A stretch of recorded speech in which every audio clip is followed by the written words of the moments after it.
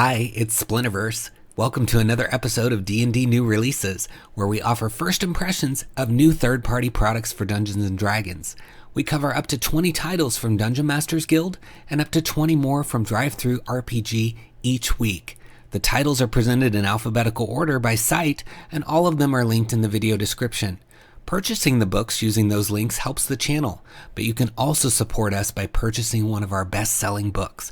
We've got lineages suitable for any setting, as well as optional lineage rules in our Van Richten's Librum of Lineages. With our Potions Unlocked book, we have over 100 pages of material to take your potions to the next level in your game. Our Feywild Companion offers 150 pages of Feywild fun for players and DMs. Also, our book Fizban's Vault of Draconic Secrets contains over 50 pages of dragon-themed player options, including a subclass for each class, and much more. Please support the channel by purchasing our books using the links in the video description. Before we get started with our previews of the new releases, let's take a look at our exclusive Splinterverse Media discount for this week, and that is Hard to Be the Bard from Arcanist Refuge, and it's a whopping 50% off for a few more days. So you want to make sure you go to those links in the video description and take advantage of this offer. It's exclusive to Splinterverse Media. You see, it's normally $14.95 for the PDF. You're going to get half off of that just through clicking our link. And it's written by J.D. Mills, Dane Bankston, Ashton Duncan, Allie Mills, and a bunch of other folks. It's 181 pages, and it's got a 5-star rating, and it is a really cool idea. It's basically a musical in the Feywild, and involving bards, of course. It says a kingdom has been transitioned into the Feywild to escape from a shadow war with their enemies. 2 kings are dead, and the brilliant Queen Madeline has taken control of Richester. An ancient artifact, an epic song of old called the Bard's Tale, is the only hope to bring true peace to the kingdom of Richester. Hard to Be the Bard leads the characters through the Feywild on a series of adventures inspired by our favorite musicals. It's intended to take the player characters from 5th level to 10th level and beyond.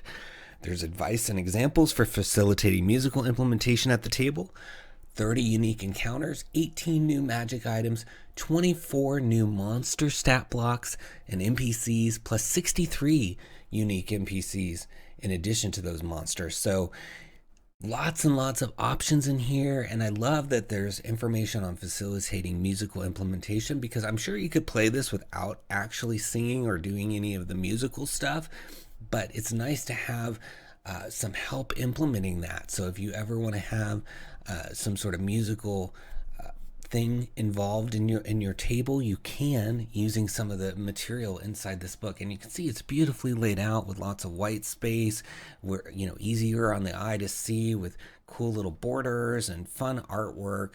So I think altogether it's a really beautiful product. Let's take a look inside. So you can see 20 pages of those 181, and you can come through here and read it yourself and see if it'll work for your table. But again, it's really nicely laid out. You've got the chapters here of all the different parts of the adventure, and there's 8 different chapters, so a lot has gone into this. I mean, 181 pages for an adventure is pretty significant. And then you've got items, monsters, and NPCs in the back here, as well as some handouts, so that's helpful. And then here you can see the introduction, even talks about what the Feywild is, how to run the adventure, story overview, all of that. And then they've got teleportation, and then you've got Queen Madeline's goals, King Henry's goals. I like that when they talk about the NPC's goals. And then here's that whole section on musical implementation, how you can do it if you want to include that. And then encounters and Never Never. So I like the name of that. And then here it's got encounter tables that you can use even outside of this adventure. And something called Agitated Fae, Animated Object. I mean, just all kinds of goodness. Lots of tables to help you prepare everything, set everything up. And when I see tables, I get excited, because that means the reusability is there. You can reuse these tables for other things. And it's nice, a convenient way to find information quickly too. It just stands out on the page. So Really, really loving this. I mean, just look at all this beautiful artwork. And we're only seeing 20 pages. Just imagine what awaits you in the rest. So I definitely think you should take advantage of this limited time discount. And if you're watching this after the discounts already expired, I think you should still pick it up. It's just so much material. And we want to encourage people to create such massive volumes of high quality on the DM's Guild, and your purchase does that. So let me find a little section here to read for you. Let's read a little bit about Never Never. It says the Feywild mirrors the material plane, but everything about it is more vibrant. Colors are brighter, smells are bolder, and emotions are stronger. Travelers from the prime material may find this to be disorienting. As friendly affection turns to deep passion and mild annoyance becomes blinding rage. The native Fae do not find themselves overwhelmed in the same way, but this is not to say they are immune from these emotions. It is more accurate to say they are these emotions in their purest expression. There are real threats in the Feywild, but most of its inhabitants are more mischievous than outright malignant, and most encounters can be negotiated with conversation instead of combat. Unless otherwise noted, players should be awarded the same amount of experience points for a peaceful solution to an encounter as they would for defeating the monsters involved. And then it says check for a random encounter every 30 minutes that the adventurers spend traveling. Don't check if they've already had 2 random encounters. And then they've got the tables here that you can use to figure out the encounters. And let's read about the agitated Fae here. So the characters encounter a Fae creature imbued with a particularly strong emotion from the Feywild. Choose a creature or group of creatures from the table below. The creature or creatures gain the following bonus actions. So they get Fae Step. The Fae magically teleports up to 30 feet to an unoccupied space it can see, then apply an effect based on the Fae's mood. Select the Fae's mood from the Fae Moods table. And so you've got the creatures here that they can encounter, including unicorns, dryads, quicklings, etc. And then you look at the Fae Mood table and figure out where to go from there. But I mean, Burnout Gingerbread House, just so much detail on these characters. And you can see like the music isn't like overwhelming, like you have to do music stuff. Music is just part of it. I want to make sure that people don't feel like the music part of this is a barrier. I think it's unique, and I think that's exciting to have. The musical part, even if you just have one person at your table that's like comfortable doing some music, you could incorporate it using this book. And how often do they get to do that? Maybe your whole table has some people that have hidden musical talents you didn't even know about, and this could be a way to uncover those. I think there's just so much in here that can supplement other things, like, you can use it with Wild Beyond the Witchlight, you can use it with Feywild Companion, you can use it as is, you can even take the musical stuff and apply it to other things, or even just some of these tables, because there's a lot of tables and we've only looked at 20 pages. So I'm definitely encouraging you to grab this. Who knows when it'll be 50% off again. Some of the DM's Guild sales, official sales, they are only allowed to go to 40% depending on the author. You can set it to go to 40 or 70 at most. So if the author has chosen to make it max of 40, this may be the lowest it's ever going to go. So I think you need to seriously consider grabbing it at half off, $14.95, and look for it in the links below under Hard to Be the Bard, and give it a click. All right, this week we're going to talk about titles that were released between February 3rd and the 9th of 2022. And we've got lots of 5th edition content, some OSR, and even Pathfinder this week, including subclasses, classes, adventures, settings, and more. So stay tuned all the way to the end so you don't miss a title. First up, we have Amazing Encounters and Places, The Hunt. It says pit your party against a ruthless hunter in this quick one-shot. And it's from CZRPG, $9.99 for 11 pages, author Christian Zook. It says it was part of a Kickstarter, and you get 11 pages, an adventure mostly focused on combat and exploration with a few social interaction opportunities. You get a brand new legendary creature with custom artwork, and it has a stat block for each tier, so you can... which is awesome because that means you can adjust the adventure for whatever tier your group is in, meaning their levels. And then there's a 60 by 60 highly detailed map, And there's even 8K and 4K versions with rain, night, transparency on the trees, and then 40 by 40 maps, 20 by 20 maps. I mean, just lots of maps, which is awesome. And look at how cool this map is. You can see it looks like some ruins over here, and you've got like a coastline, an inlet, lots of things you can do, and you can see the variations, and then the layout inside looks nice. So yeah, very, very fun. Let's look inside here. So you get to see all 11 pages. So you get to see the whole adventure. So you can read through and see what you think of it before you purchase, which is nice. Got the encounter. Yeah, this looks really cool. I like how they did the stat block. So you can see tier 2 for the Ever Hungry and tier 1. And they're each their own page, so that makes it really easy to run them, because you can just go to the corresponding page for that tier and run that. So very helpful. So let's see what we can read here for you. So it says, while the party is in a settlement, the characters see a man stumbling and falling on the street. Read or paraphrase the following.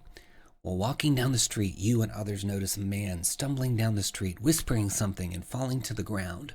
Most people watch curiously, but take no action other than to exchange unflattering comments about the unfortunate person. Then a woman rushes toward the fallen man. The fallen man is named Wallius, and the woman who went to his aid is Dahlia. Wallius has 1 hit point remaining and 2 levels of exhaustion. A deadly-looking spike is embedded in his shoulder. If the party stands idle, Dahlia looks around and asks for help.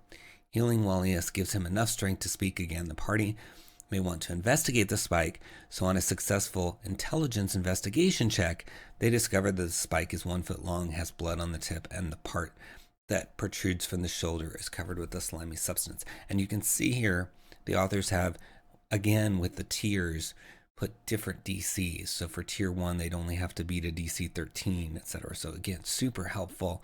I love that method of scaling, of just incorporating it into the text. Very fun, helpful.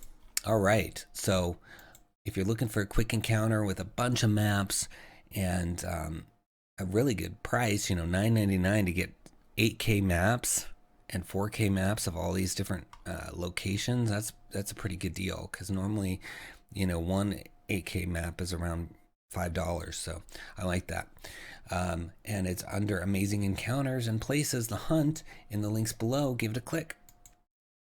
Next, we have the Beowulf 5e Annual for 2022. And it's from Handiwork Games, $7.99 for 64 pages. It looks like it's missing the 5th edition tag over here, so if you're watching Handiwork, you might want to add that.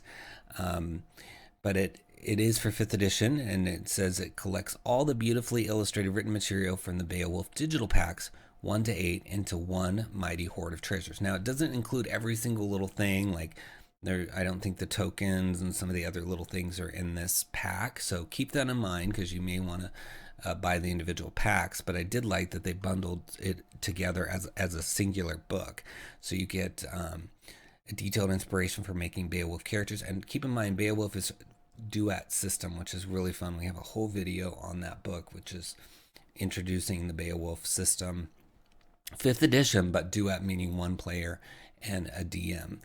And but there's still things you can take from it and use for regular 5th edition too, if you want. It's got new material for voyages, new magic items appropriate to the age of heroes, new magic weapons, new followers with new gifts, new monsters, and a beautiful map. So you can see here, it looks really nice. But as I said, some of the pieces are not in here. So if you're a big Beowulf fan, you can get those packs for around $2.99 each and get all the little tokens and story cards and battle maps that are not included. But you can see the followers, they always look nice. Followers are kind of like NPCs that take the place of having a bigger party when you're playing duet. So you could even use that outside of 5th edition if you want to have some followers. You might have to tweak a few things, but I still think you could do it. And I just love the artwork and the Norse inspiration for all of this. They have a really fun system. If you watch the video I did on it, really fun system for how the adventures are set up, and then how the followers work and all of that. So I think it's really innovative, all within the 5th edition and all within that duet capability. So if you only know one other person, this gives you a way to play with that other person without having to have a whole group that is organized and get together. And maybe you do have a group you play with, but maybe you want to get some more D&D in your life. I think Beowulf's a great way to do it, because you can just find that one other person and have some Beowulf games as well. So then you're getting two opportunities to play. So check it out under Beowulf 5e Annual in the links below and give it a click. Next, we have the Book of Wondrous Magic, Volume 2 from MT Black and MT Black Games. MT Black is such a well-regarded author and very talented. I've enjoyed a lot of MT's past work, and this is a sequel to the previous Book of Wondrous Magic, and it's exciting because I know that was a much enjoyed title, and this one is $3.95 for 62 pages, and it's 100 of the most imaginative and useful magic items ever devised here, it says, and each one has been carefully balanced so that you can use it in your game right away. The perfect way to liven up any treasure hoard, and an essential resource for every 5th edition game. And it's so true. You know, we need more items. The items in the WotC books are good, but there just isn't that many, and there's always a need for more, right? Especially years on since the release of 5th edition. So you can see MT has covered all the rarities and a really pretty much nice spread as well. The majority are rare, which is perfect because that's like the middle tier. But for the most part, there's about the same amount for each rarity, which I think is really nice and thoughtful of MT. Now, looking inside, you get to see 20 of those 62 pages. And the intro is cool because it talks about how MT came up with, doing this a second time, and some different things that MT decided to do as a result of going through the process again. And because again, if you get the previous volume, you're going to have infinite amount of magic items, because both of these books have so many. And you can see they have fun names too, like the Graveturn Charm, Iron Reaver, Oaken Staff, Oil of Pleasant Odor. Fun stuff going on. Skillcraft Gum, Word Staff of 𝙤𝙤𝙘𝙤. I like all this. And then you've got your rarity tables, and then here we're getting into some of the descriptions. And the first one is Alduin's Insidious Maze, Bag of Foul Wind. Yeah, just fun. You're so many, even a stat block for one of them here, so that must summon a creature or something. But let's read about the Bag of Foul Wind. That sounds like a fun one. It says, a wondrous item rare. This coarse burlap sack is 1 foot in diameter, inflated like a balloon, with the ends secured by some twine. As an action, you can undo the twine, causing a blast of fetid green fog to emerge. Each creature in a 60-foot cone must make a con saving throw.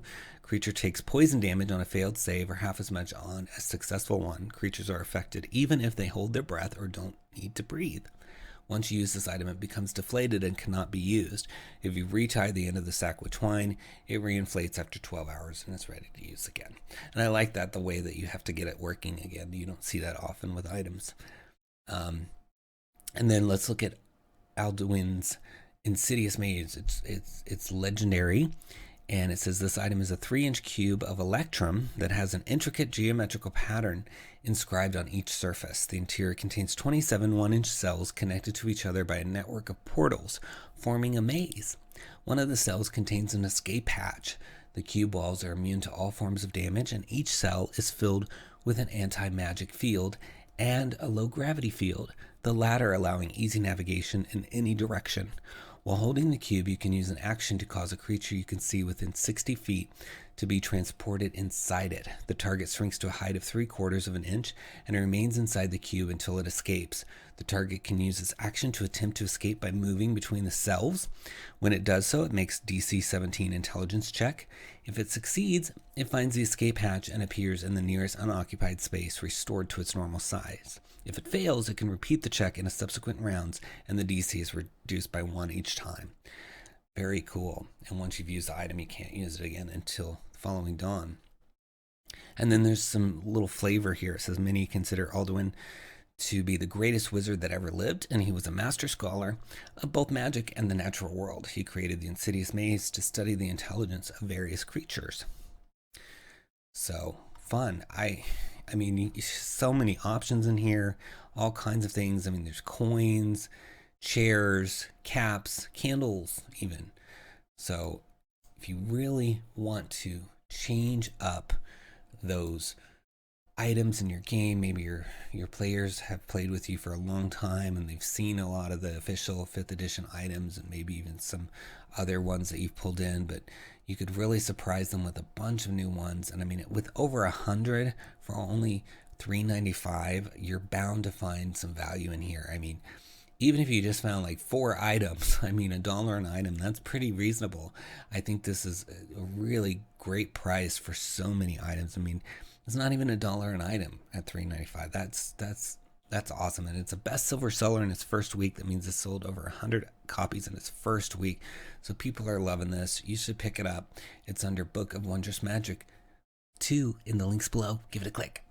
Next we have Castle Oldskull Combat Tables, Essential Reference Information for Game Masters by Kent David Kelly. And it's for OSR, first edition, basic, BECMI, Labyrinth Lord, Oldskull Essentials, because really it's a supplement to the 1979 Game Master's Guide, where there's decades worth of comprehensive improvements, expansions, errata, clarifications, rulings, and interpretive aids for the advanced rule set.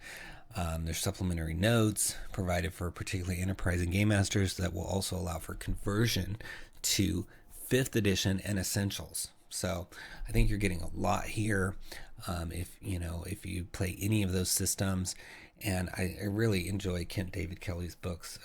You should click on Kent's name and check out their other works, because it is good. I mean, the detail that comes from Kent is just astonishingly deep and helpful if you're a DM, for sure. So let's look inside. You get to see 19 of those 42 pages. So it looks like it talks about space and techniques required for weapon attacks, armor tiers and armor classes, modifiers, damage inflicted by weapon type, on and on, conversions between descending and ascending armor classes, specifications for special undead power hierarchy. I mean, so much stuff. We'll look at some of the improvements in a minute. So you've got really nice artwork, beautifully laid out in a similar font and style to the original book as well. So super complimentary to that book if you're a fan of it, or have that original Game Master's Guide or Dungeon Master's Guide. So it says here, major improvements and modifications, armor tiers and armor classes, differentiated between armor tiers, types of armor worn with or without shield use, and armor classes and individual's overall protective rating, which can include modifiers for magic armor, dexterity, etc.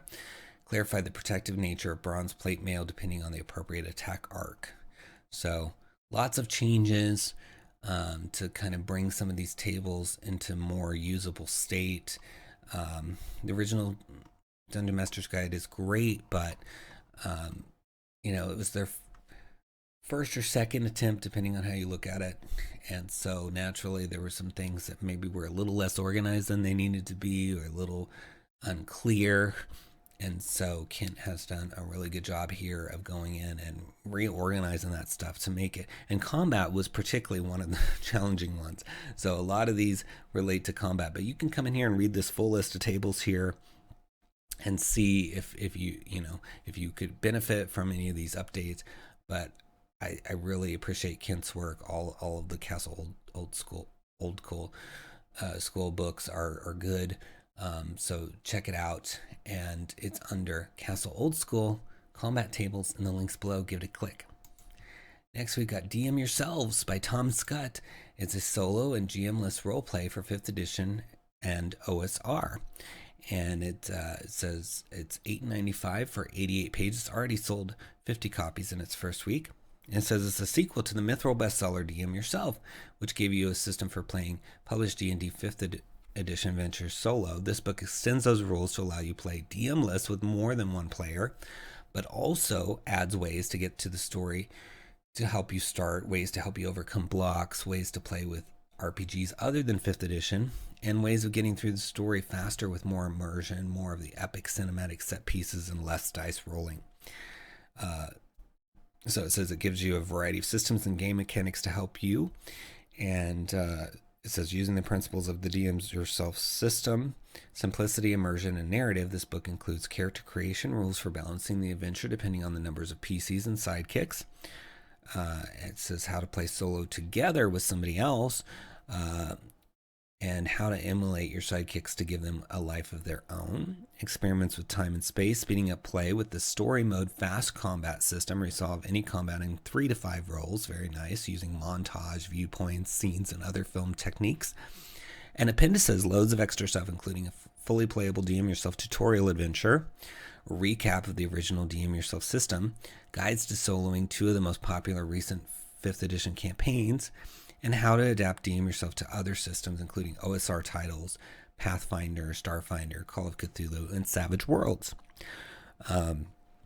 So, I mean, that's a lot of flexibility to be able to play all those different systems using this. Very cool. So you get to see 6 of those 88 pages in the preview here. You can see lots and lots of stuff covered, everything from why play GM-less all the way down to a quick reference and references. So let's read about character creation.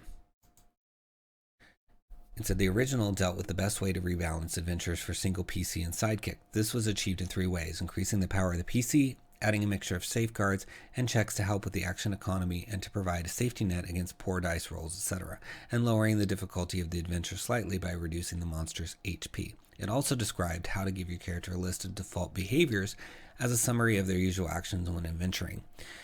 And then there's a brief recap of all of this in the appendix. In this section, we look at how to balance the adventure for different numbers of PCs and sidekicks, add new default behaviors, binding decisions, and plot armor tables for non-dungeon situations, and work out how much treasure and how many magic items to give a character, starting at higher than the first level.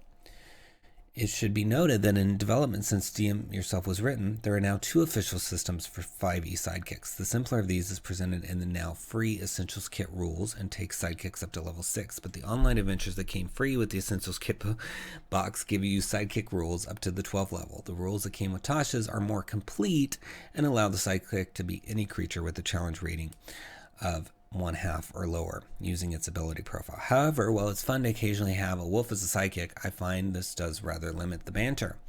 Either of the systems work, but personally for my sidekicks, I now use a combination of the 2 systems plus a bit of my own. I use the base, so it goes through the details of what the author uses here and how to figure out the sidekick. So that's helpful too, to combine all those sidekick systems, because WotC has published multiples. So I like that. Check it out. And get your solo on, or get going with some friends to play without that DM and have a good time. Check it out under DM Yourselves in the links below. Give it a click. Next we have Epic Encounters Extreme Weather and Terrain Air from MageGate Games. And we talked about this series last week because MageGate Games is going through a series of extreme weather and terrain categorized by different types. So last week was acid, this week is air, and they have an aggressive schedule where they're going to release all the way down to 10 of these, including things like cold, earth, fire, necrotic, etc. And it's on sale for $2, normally $3, for 27 pages devoted to this terrain. So I think that's a really great price. And, you know, these are the folks that did the 250 best magic items. So they put a lot into this. to really bring something unique to your games. So each book includes a pack of magical and non-magical weather and or terrain templates themed by the element or extraplanar or damage type. So in this case, air, the element. And if you have all 10, eventually you're going to be able to cover pretty much every element or extraplanar or damage type. And this is perfect if you're running this particular one for air elementals, blue or bronze dragons, cloud or storm giants, as well as campaigns featuring flying creatures or monsters that live high up in the hills, mountains, or in the clouds themselves. And it says you get environmental rules, as well as new monsters and treasure ideas for Cloud Castle, High Elevation, Lightning Storm, Thunderstorm, Tornado, and Windstorm. And it says options to increase the threat level of our magical terrains, right down to granting hostile creatures in them limited spell lists, as well as other fun terrain-themed abilities. So I love these because I think they really are supporting that DM, giving them something to go to when they want to make the area around the players distinct and different. So you can see we're getting 8-page preview here of the 27 pages. So we're going to get to read a little bit about the Cloud Castle. And let's zoom in here. I like the colors, the background, all this fun layout they've got going on. So it's a magical terrain with air, force, lightning, thunder, and of course sky related. This is an area filled with one or more magical clouds that have substance enough to walk on and that move as directed by their owner. There may or may not be a literal castle or other buildings installed, or it could be a castle only in the metaphorical sense, owing to its lofty status and relative security. It may be the work of a sky or storm god, a warlock patron, or a byproduct of a congregation of air elementals or cloud giants, or it could be the result of an altar, artifact, idol, or relic that has been installed and activated. And it radiates transmutation magic. And it says it goes into the area of effect, expanded area of effect, recognizing the danger, dispelling magic. The terrain cannot be dispelled, it says. Difficult terrain, non-flying creatures or those not native to living in magical clouds move at half speed in the actual cloud ground because the ground is spongy and dough-like. There's also no way for non-natives to tell which parts but may be solid and which are normal cloud. So yeah, you have to be careful. If you move faster, you must succeed on a dex save or fall through. Once you are on or in any stone or wood structure within the Cloud Castle, you may move normally within that terrain only. To be considered native to the Cloud Castle, you must either be an air elemental or have lived in the Cloud Castle for a month or more. And you've got storm damage. The terrain deals no damage unless the owner wills it or it sails into contact with a storm, mountain, or other danger. However, as an action, the owner may command this terrain to deal its choice of 1d6 points of force, lightning, or thunder damage to a number of creatures per round equal to its CR. It must choose the same damage type for all targets.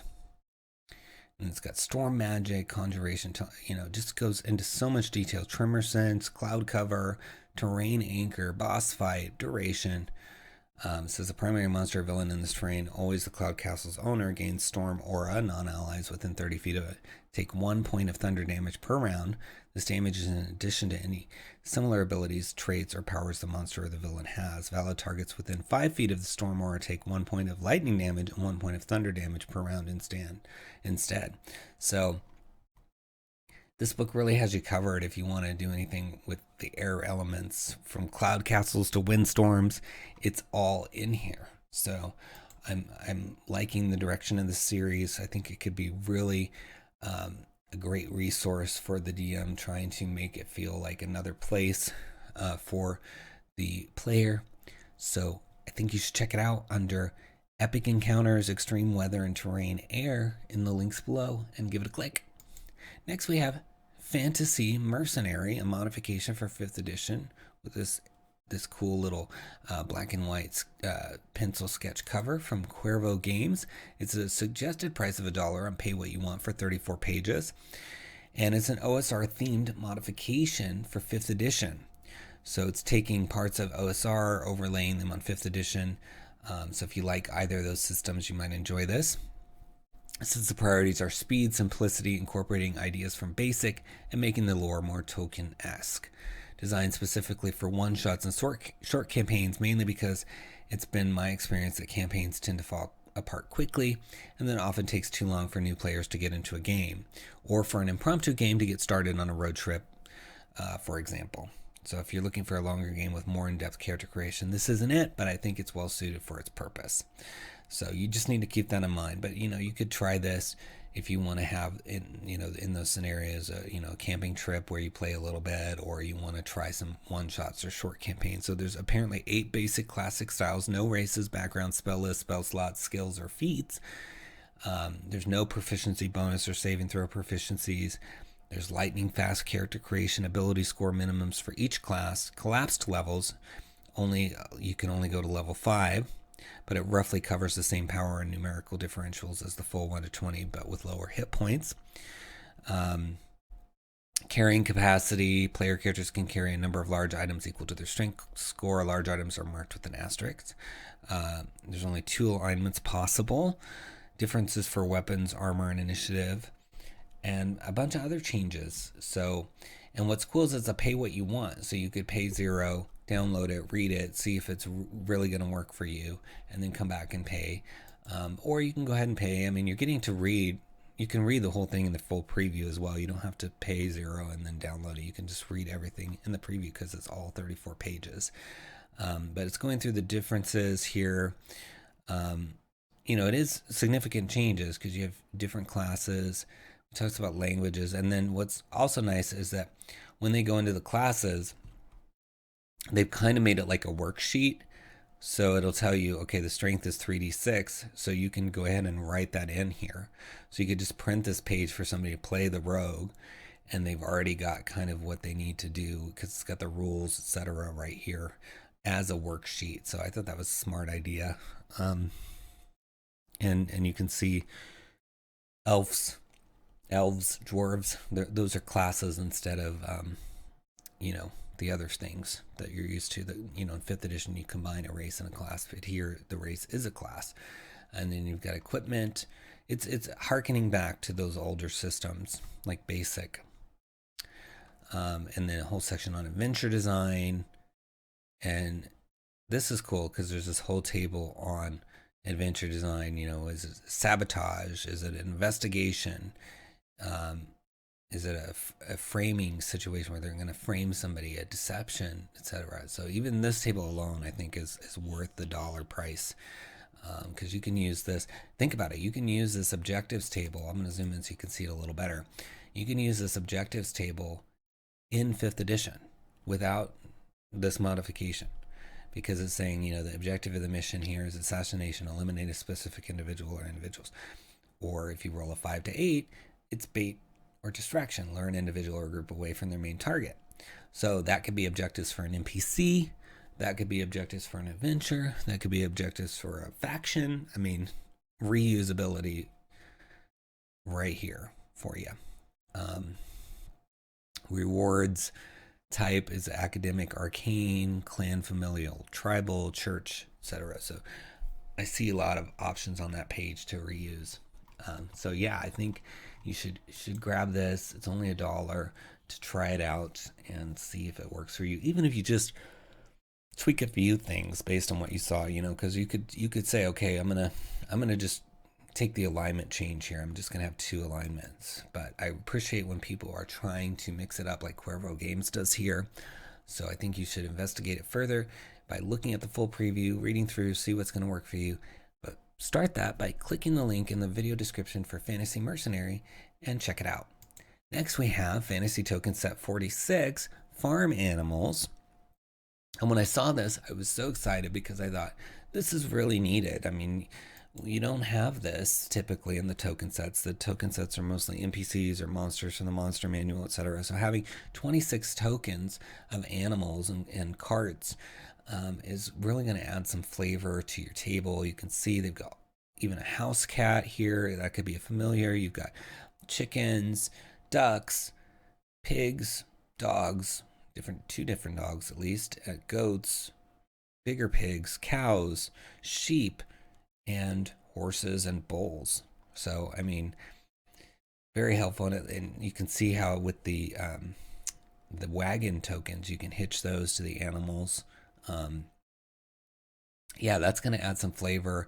Maybe there's a cow in the middle of a fight, or maybe you have to rescue a pig. Last week we talked about a really fun adventure where there was this missing pig. So here you go. Here's a token for the pig that you can use. But I saw this and I thought this would really be nice to see these on the table with some of the other characters, because why wouldn't some of these be there? I mean, sometimes you're on a farm or a village.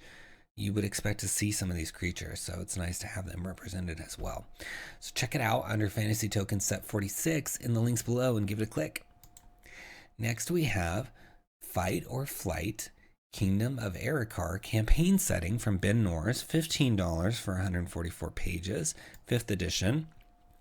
It says, welcome to Aerikar, home to vibrant and diverse landscapes, colorful and charismatic characters, and hundreds of feathered friends. Aerikar is the birthplace of the avian, bird-like creatures with decades of history and brilliant futures. And it says it provides you with everything you need to run a campaign in the world of Aerikar. Includes avian and their varied breeds as playable race, and also contains descriptive explanations for the world's worth of locations, including 2 brand new classes and a subclass, as well as magical items, spells, and creatures. And it contains in-depth lore for an existing developed world with rich history and detailed religion. And there's various prompts for quests, encounters, and alternative eras detailing the changes the kingdom has undergone throughout history. It's designed to allow you to take as much or as little as you like, and is fully compatible with non-avian characters. Whether you're looking for an in-depth guide or a simple starting point, this campaign setting has it all. So it's designed for 5th edition, but the prompts and locations can be used with other systems as well.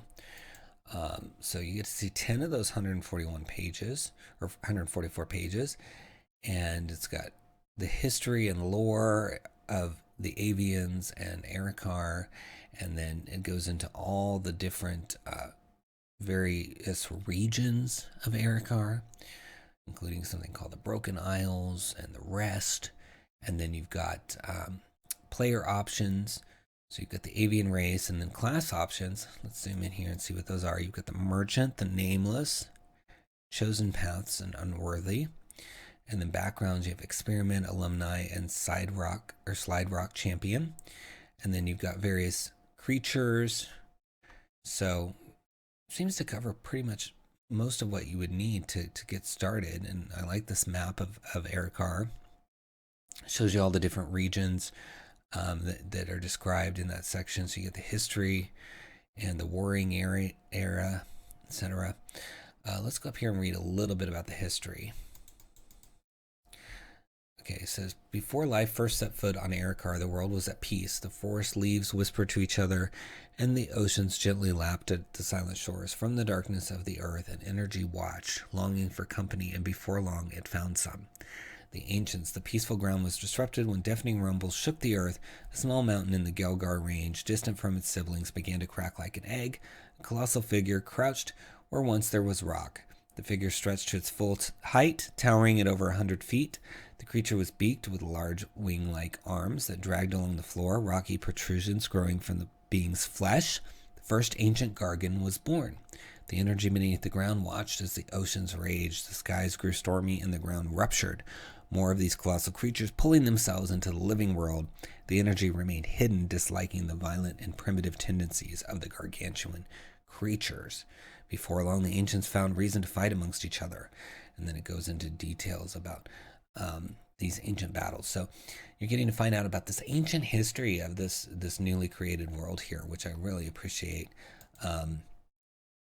because I think that's needed. It's nice to know what happened before these avians were roaming the land and building castles, etc. So you can work that into the narrative as you're playing here in Aerikar.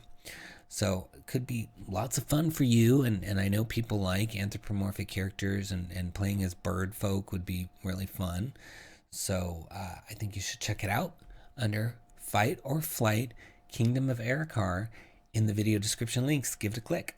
Next we have Hardbound Support, 5e starter set. So it's from Arknight, and it's really just designed to help you with that starter set, Mine of Phandelver package that you get. This is giving you a bunch of supporting elements for it. I think the cover already bodes well because it's showing you very visual, stimulating support. And it's on sale. It's normally $24, but it is $19.99 right now. And it doesn't say how many pages, but it says truly massive support kit for the D&D 5th edition starter set adventure, Lost Mines of Phandelver. You get 274 tokens. 274 tokens. That's a lot. It says including digital copies of all original minis and miniatures from the PC expansion pack, digital objects and digital bonuses. So 50 plus objects to enhance and modify the included maps, including trees, chests, doors, wagons, pit traps, etc. So just think about it. These tokens aren't just going to be useful for the Lost Mines of Phandelver. They can be used for anything, any adventure, especially if you're getting generic things like trees, chests, doors, wagons, etc. 200 plus minis for all the monsters and all the NPCs, civilians, and pack animals to populate the town of Phandalin, as well as the 64-piece PC expansion pack for additional PC miniatures. 14 maps at 256 DPI and 72 DPI covering all the maps in Lost Mines, plus brand new digital maps for all the side quests, blow-ups of the encounters in Phandalin, and maps to use for random wilderness encounters. A new goblin ambush ravine, which is not included in the physical project. Cragmaw Hideout now includes more of the surrounding area. Full-scale town of Phandalin. A massive digital map of the entire town at immense detail, so you can visit every building in VTT. Plus, the Sleeping Giant Tavern includes inside and roof tiles, Tricinder Manor, the Red Brand Hideout, random wilderness, all kinds of stuff. And then handouts for the PCs. Yeah, lots of fun stuff here. And you can see here you got this winding through. Yeah, this looks really cool. They've got this outer area. And then you've got all these little caves with this water running through, and there's like a waterfall here. And then here it's talking about where the red bandits would be, and it's showing you the different minis that you might use, tokens, etc. And so since they're high resolution, you can also print them if you don't use VTT. So that's good. And looking inside, you see 6 of the pages. You can see kind of samples of them printed out and being played with. And they're using really cool little miniatures from their other packs as well. So that's fun. You can see how that works and see all the little houses, the smithy, etc. Yeah, this is really beautiful art. Village ruins, 3D print files. Yeah, I think this is a lot of stuff for $19.99, and there's reusability with these tokens for sure. So if you plan on running Lost Mines, or you just want a big pack of tokens, I think this could be a really good option for you. So look for it under Hardbound Support in the links below and give it a click. Next we have Inn of the Buxom Wench. It's a useful setting and maps for any fantasy RPG. And it's from Hole in the Ground Terrain and Games. It's $2.99 for the PDF, but you can get a soft cover for $7.99 or a combination for $7.99. And the author is Joel Logan, 5th edition, 34 pages. It says it's got both 2D and 3D maps, player handouts, details on the NPCs at the end, plot hooks and ideas for adventures related to the end. And it originally began as part of a Halls of Runehammer adventure, but it was later expanded to be its own standalone location. And so here is a little video on it as well that you can watch. And looking inside, you get to see 18 of those 34 pages. So you get the background at ground level of the end, the second level of the end, room and board prices, maps, NPCs, quests, and licensing. I think it's always good to have inns and taverns that are fully detailed. that you can just drop in anywhere. So you can see they got their prices. Here's all the maps of the inn itself and the surrounding location. Full staff with quest lines. And you can pull these staff out and use them in your own custom inns, right? You don't have to use this full thing. So let's find a little bit to read here. The Inn of the Buxom Wench has 2 public entrances, one on the south side of the building and one on the east side near the bar. The south side entrance is locked and barred after late hours until dawn. The east side door is rarely locked and usually open so guests can come and go if they need to at any time of day or night because someone is always there. The bar is always manned 24 hours a day in case a guest needs something or someone needs a room late in the night. The employees of the inn have a rotation they share, and the innkeeper will often pay different friends he has made in the town to fill in from time to time. It is not uncommon to find those working the graveyard shift taking a nap. So you can get some feel for coming and going and how there's someone there. So I appreciate that they started with that because it's kind of setting the stage of, entrances and exits and whether or not there's people around. And then it's moving into details of each of the areas like the front porch and entrance, the main dining hall, etc. Kitchen, privies, all of that stuff. So quite good. I think you should check it out under the Inn of the Buxom Wench in the links below and give it a click.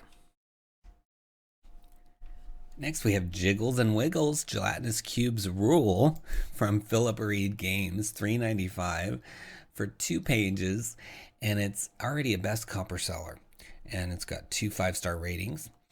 It says the Gelatinous Cube, admittedly one of the silliest monsters in the game, is a fan favorite beastie because it is so ridiculous. I've personally been a supporter of the Gelatinous Cube for decades, embracing the thing's totally ludicrous concept and design, and always happy when the sliggly, wiggly, jiggly creature appears in an adventure. They're dumb, sure, but they're also completely awesome. It says it's their contribution to game masters everywhere and offers a selection of ideas directly related to the Gelatinous Cube and how it might be used in your next game session. So it's a poster-sized pages, so keep that in mind. That it's more than just 2 pages when you consider that it's poster size. It says, now what is that damn cube doing? These jiggly cubes might spend a lot of their time sliggling down the dungeon corridor, but there are times when the Gelatinous Cube decides to do more than simply Roomba the dungeon floor. Use these ideas when you want a more memorable gelatinous encounter. Well, who doesn't want that? I think that's good. What's inside this jiggly gelatinous cube? On the reverse side of the sheet, I have detailed several ideas for what may be suspended in a gelatinous cube's jelly-like body. No doubt the more foolish players in your campaign will take the bait and inflict great damage on their characters as they try to retrieve something enticing them from within that monster. And you can just see how fun this looks. You've got lots of artwork involving, if you're just a fan of the gelatinous cubes and you want lots of gelatinous cube artwork, just in these 2 poster-sized pages, you get so much of that. So this goes into the cube, and then this gives you a table of what it's doing, all these different options. Looks like a d20. Roll d20 to get different options of what the thing's up to. And then over on this side, you've got what's inside of it. So then lots of options here. A substantial number of options. And then it looks like some other tables as well. So I think, if you've run these before or you've never run one, this is going to give you tons of options to really make it memorable and not just, hey, there's a cube of Jello coming at you. Let's have what's inside there and what was it trying to do. And this one especially interests me because I can only imagine where the author has gone with this in terms of getting creative with what this is up to. 20 different things, coming up with 20 different things that the cube is up to. That takes time and thought and imagination. So I definitely want to read what's up with all of that. So I think you should too by looking for it in the video description links under Jiggles and Wiggles. Check it out. Next we have Legendary Adventures Epic Depths from Legendary Games. And it says it's epic play for 5th edition. So Legendary Games has released their own sort of epic system, and epic meaning going beyond the 20th level.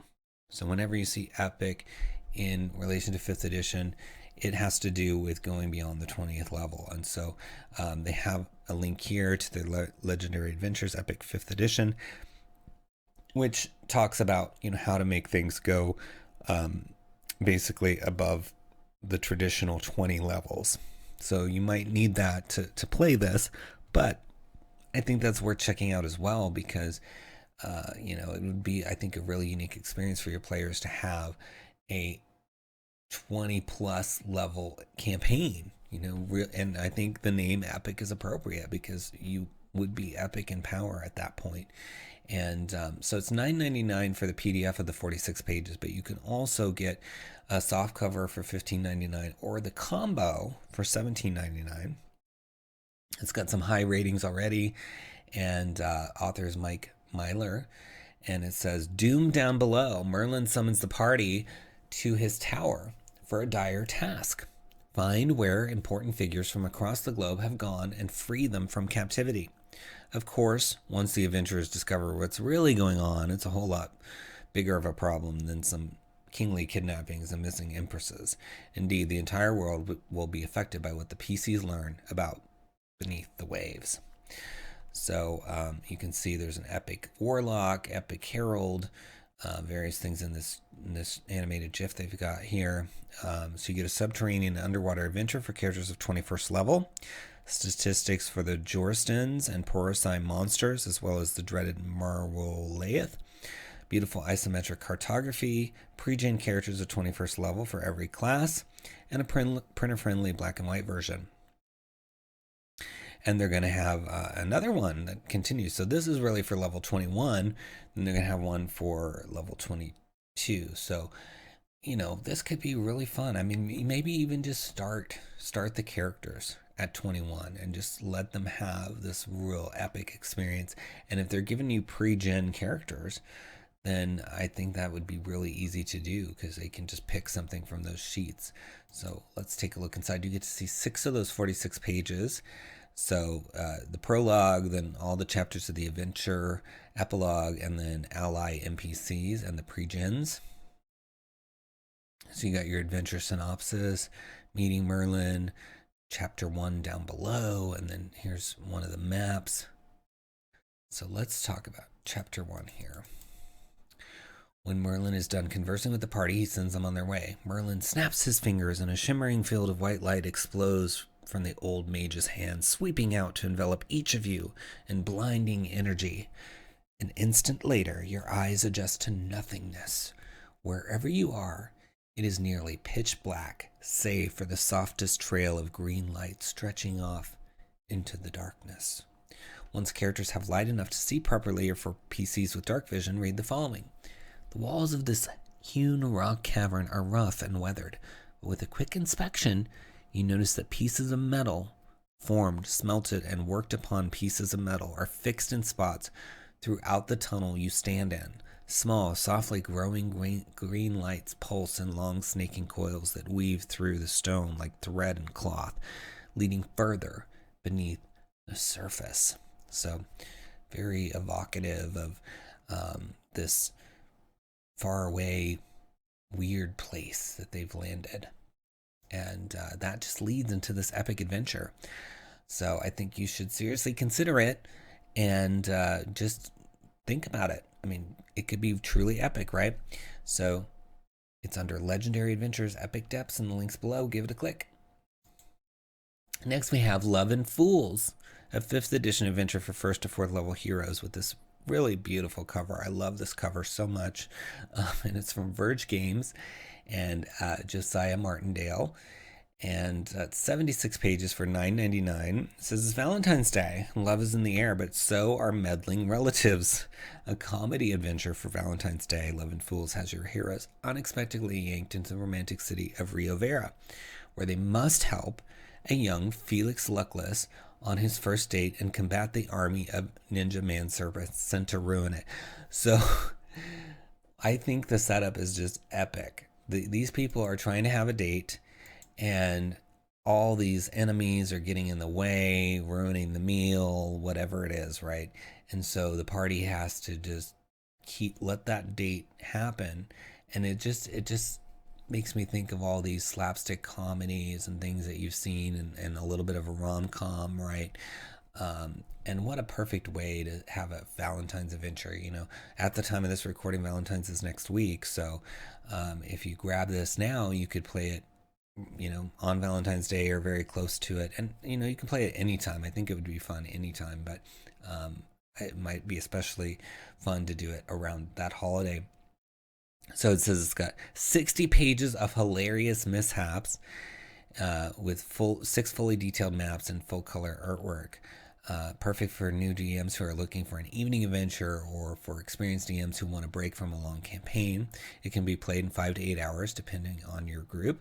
And I mean, look at this cool little map. I mean, it's got all these tables and a really cool kitchen and storeroom. I mean, this could be an inn or a restaurant in your campaign, even after you run this adventure. Here's a theater setup. So, there's some sort of performances happening with, costumes back here. And I think this could be a really fun set of maps to use even beyond this. And I just love this notion of, you can see, these people are trying to have a nice date, and there's a hag or not a hag, a archer or something in the back here. I thought it was a hag with that kind of posture and cloak, but it's got a bow, and so that's probably the adventurer trying to stop this fellow from dumping water on the date. So very well done in the artwork, suggesting what's going to happen here. And you've got some sort of snakes probably in the kitchen trying to ruin the meal. And I mean, this is just some of the mishaps you're going to have in this 60 pages. So I think you should check it out under Love and Fools, and the links below. Give it a click. Next, we have Orcus in a Winter Wonderland by Steve Winter and Frog God Games, and Jeff Harkness as well. It's $12 for 32 pages, 5th edition. And it says, winter is here. Something strange is happening at the warm and cozy Sunny Slope Inn. Winter has arrived early, several months early. The ground is thick with snow, clouds hide the sun, and the winter's deadly grip is closing by the minute. What's an adventurer to do? It's another Yule-themed scheme by Orcus's Claws, of course, and it's up to our intrepid heroes to solve the riddle of the untimely winter before they and everyone at the inn are frozen solid. As the cold and danger grow, the party must face Orcus's Claws' icy minions, including the diabolical Cruel-Tide elves, who sing jolly carols of mayhem and whose tasty candy canes are stained blood red. Even after the chilly adventurers literally face the murderous claws of winter, they still find themselves on Orcus Claw's naughty list, and he's ready to leave coal in all their stockings. So pass out the cookies, serve up some piping hot cocoa, and get ready to once more face the wrath of Orcus's Claws in this lighthearted, holiday-themed adventure for a party of Tier 2 characters. So yeah, it just sounds really fun. Unfortunately, there's no preview where I can read you some of the interior, but Frog God Games put out a lot of good stuff, and you can see already the cover's cool, and just really seems like a fun adventure. And I like the name Orcus's Claws. I think that's a cool name. And diabolical Cruel-Tide elves who sing jolly carols of mayhem. Just that twist on the whole holiday of instead of these happy sounding songs, but they're singing about maybe mayhem.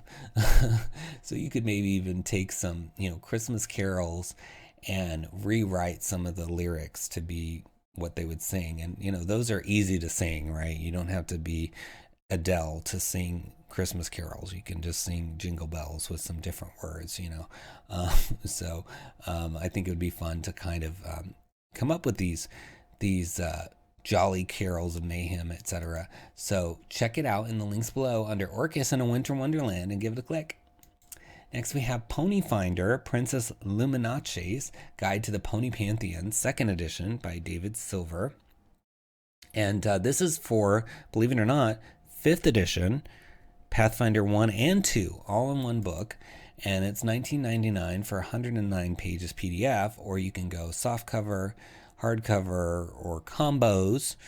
And it's, like I said, by David Silver, Byron Mulvogue, and Silver Games, LLC. It says, studying the habits, origins, and potential futures of my fellow divine beings has led me to a better understanding of the universe itself. To be unbiased, I have included a study of my own divinity and some interesting test cases surrounding myself.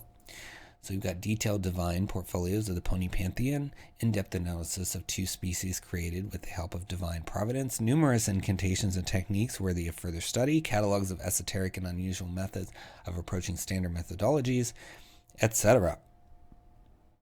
So there is tons of stuff. They've got archetypes for the wizards, domains, and it lists here like Pathfinder 2, 1, 5th edition feats, 24 5th edition feats alone, Paladin Oaths, they've got 2 of those, a monk tradition for 5th edition. This is truly a hybrid with all the different things. And then there's various Pony Finder bundles that you can purchase as well. So consider those before you purchase, see if any of those are a better deal for you. But Pony Finder is cool because it's kind of like bringing My Little Pony to Dungeons and Dragons, Pathfinder, etc. And I think Pony Finder is kind of a play on Pathfinder, obviously. But I always think of it as like My Little Pony Finder, which I think is fun. So, all right. So looking inside, you got 4 pages out of the 109. You've got a list of all the things in here, and you can see that it's broken out into the different editions. You've got spells, feats, racial traits, just tons of stuff. There's nothing really we can read, but I know Pony Finder is quite popular, and a lot of people like My Little Pony, so I wanted to present this to you so you could have an option to get a lot of stuff. And for multiple editions, I always like when books have those multiple editions, because then this is a book that fits into your Pathfinder collections and your 5th edition collection, so it's doing double duty for you, and I always like that. So let's look at the quick preview, see if we can see any more. Now it's just the table of contents, but that's okay. I've seen some of the other Pony Finder books; they're fun and good, so I think you should check it out and consider it and get your pony on by finding it in the links below, called Pony Finder, Princess Luminace's Guide to Pony Pantheon. Give it a click. Next, we've got Psionics Plus, also for Pathfinder, from Spoonbender Games, and it's for 1st edition Pathfinder. And it says, originally introduced to the Pathfinder game by Dreamscarred Press, Psionics are a unique set of rules that combine an innovative and balanced point system with unconventional fantasy themes. There's 90 pages of new content for the Psionics rule system found in Ultimate Psionics. So it sounds like you need that other book from Dreamscarred Press. It's got 3 new races, 3 new base classes, 7 new prestige classes, a guide to building and running psionic campaigns, 26 sample NPCs, a helpful cheat sheet for the psionic rules system, 5 new archetypes, a dozen new feats, new psionic monsters, items, and much more. And you can also get a hardcover at their website, it looks like. So looking inside, see some cool artwork, and then you've got tons of stuff. So you get to see 10 pages of the 98. We'll zoom in just a second so we can read some stuff. So you've got the Genesis class. Cambion is it looks like one of the races. Yeah, duelist. It says duelists are a race of strange and secretive humanoids who are born with a bizarre symbiote that possesses incredible psionic might. The symbiote, called a Whisperer, appears as a small wrinkled face on the creature's stomach. The Whisperer is almost always in a deep slumber, and it gets its name from its habit of quietly mumbling and muttering in its endless sleep. So that's fun, and let's read a little bit about this Genesis class as well. Some psionic characters learn to form mental energy into blades or armor, protecting themselves with powerful psionic equipment. The Genesis takes the psionic technique to the next level and uses it to create a second self made from pure psionic might. The second self, called an avatar, is the physical manifestation of a part of a Genesis psyche. The avatar serves the Genesis, and although they are psychically separate or physically separate entities, their minds are one. So I think they've done a really good job of thinking of different ways, because they've got the symbiote and then they've got this avatar of how to manifest the psionic power in a way that's describable and makes sense. So if you're into psionics at all, especially in Pathfinder, you're going to want to check this out under Psionics Plus in the links below. Give it a click. Next, we've got the 𝙎𝙤𝙬𝙯, a 5th edition class by 𝙤𝙤𝙀𝙗. It's a suggested price of $3 on Pay What You Want for 15 pages. And it says, Shades are the perfect form of a necromancer's ambition. Martial prowess ensures they always have ample resources for their experiments and discoveries, and their death magics in turn empower their blades, an ever-building momentum that not even the gods can kill. Explore the world along the paths of undeath as Bone Dancer, working in tandem with a skeletal companion to bring foes down. Alter and augment your physical form with the Flesh Sculptor, or become an ethereal phantom draining the life from their foes as the Wraith Walker. So it seems pretty flexible class here. Get to see 3 of those 15 pages. So it gives you some background on the shade, and then creating the shade, etc. So we're not getting into any of the mechanical abilities here, but let's read a little bit about the background. Shades care little for the boundaries of arcane and divine magics, muddling the ground with formula and devotion in equal measure. They seek the secrets of life and undeath, knowledge most would prefer lay buried in their crypts. This knowledge might twist the minds of lesser scholars, but for you it draws into raw power over the primordial essence and absence of living. Thus, a Shade's abilities focus on entropy and death magics, protections against the guardians of forbidden knowledge, shaping the living, and creating undead to help you in your quest. But overusing too many grave secrets can tax a living body, and thus do Shades employ the use of more conventional swordplay to increase the amount of necromantic energy surrounding them. The last tool in the Shades kit is the Death Song, final gift of the living to the dead. Reaping upon the emotional energies of one's passing, they can add more to the chorus than none should leave for the underworld alone. So, sounds very interesting in terms of this backstory and how these shades behave, as well as their powers. And even just reading here the different names of the subclasses of Bone Dancer, Flesh Sculptor, and Wraith Walker. Those could be really cool. So if you're looking for maybe a little darker class with some options, including their subclasses, at a pay what you want price, then this is a good option for you. It's under Shade in the links below. Give it a click. Next, we've got Syndicate at 𝘬𝑗𝑎d with this really fun cover that is a parody of the old Advanced Dungeons and Dragons from TSR covers, and you can see it actually says Advanced Dungeons and Dwargar. It's an adventure for 45 characters, levels 1 to 5 for OSR, and it's got a parody of the TSR logo with TSP. So very fun, and it's from the Bugbear Brothers, $4.95 for 26 pages, and says the Syndicate at 𝘬𝑗𝑎d is a beginning adventure. During the course of the adventure, the characters will advance to 5th level. The adventure is set in 𝘬𝑗𝑎d, an alpine village that can be easily transplanted into any fantasy setting. Yeah, it just sounds really fun. Let's see what's inside.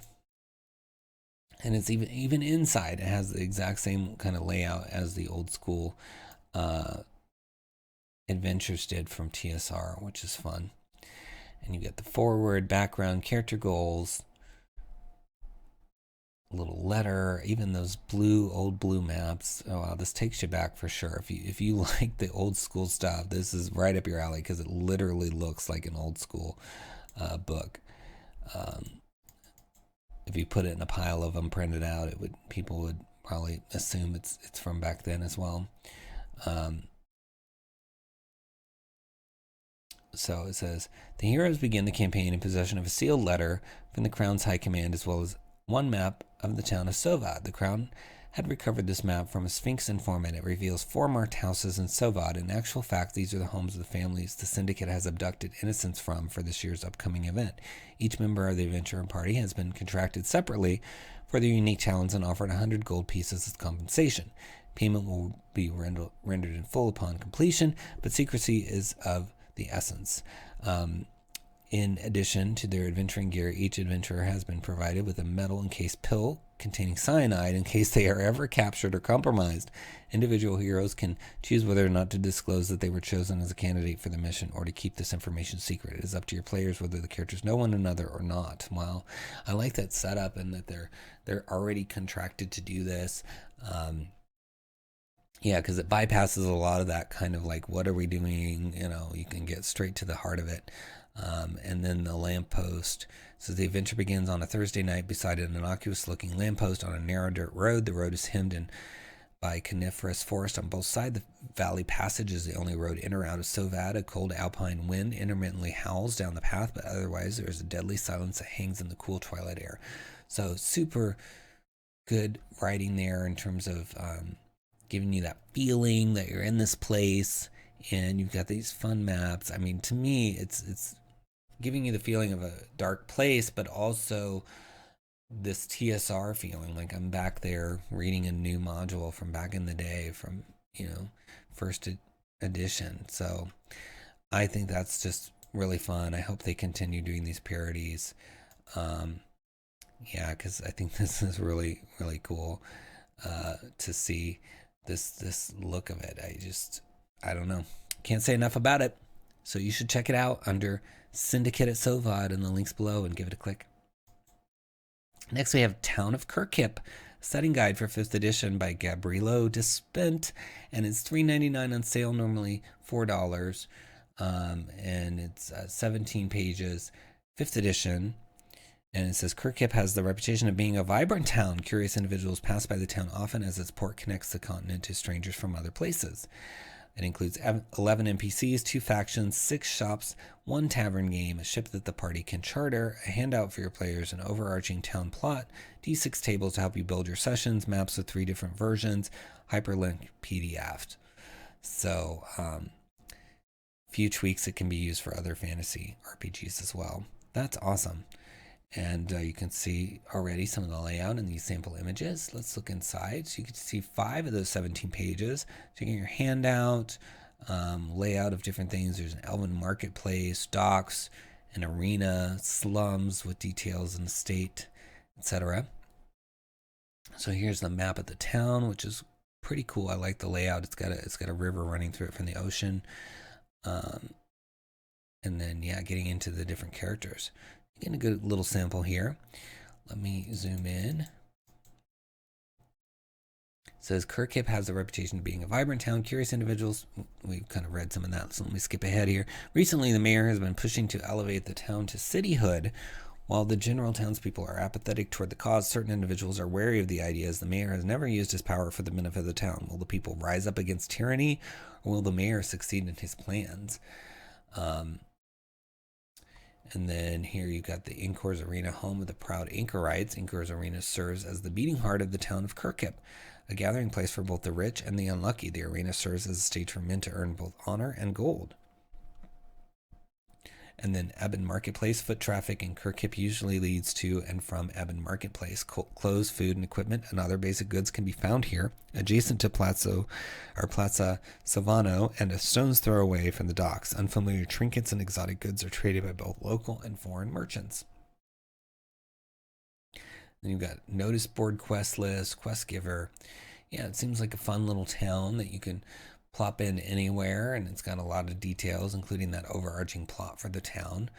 So if you're needing a little town, or you even want to just take some of the stuff that we looked at and plop it into a town you've created, which you can totally do, then I recommend clicking that link in the video description under Town of 𝘏𝑗𝑏. Well, that's the last DriveThruRPG title for this week. Before we move on to DM's Guild, let me tell you, Feywild Companion is now available in print on demand as softcover. So if you want a physical version of that book, we now have it. You can click the links in the video description to our Feywild Companion book and grab that and get your copy in person. It's so exciting to finally have that.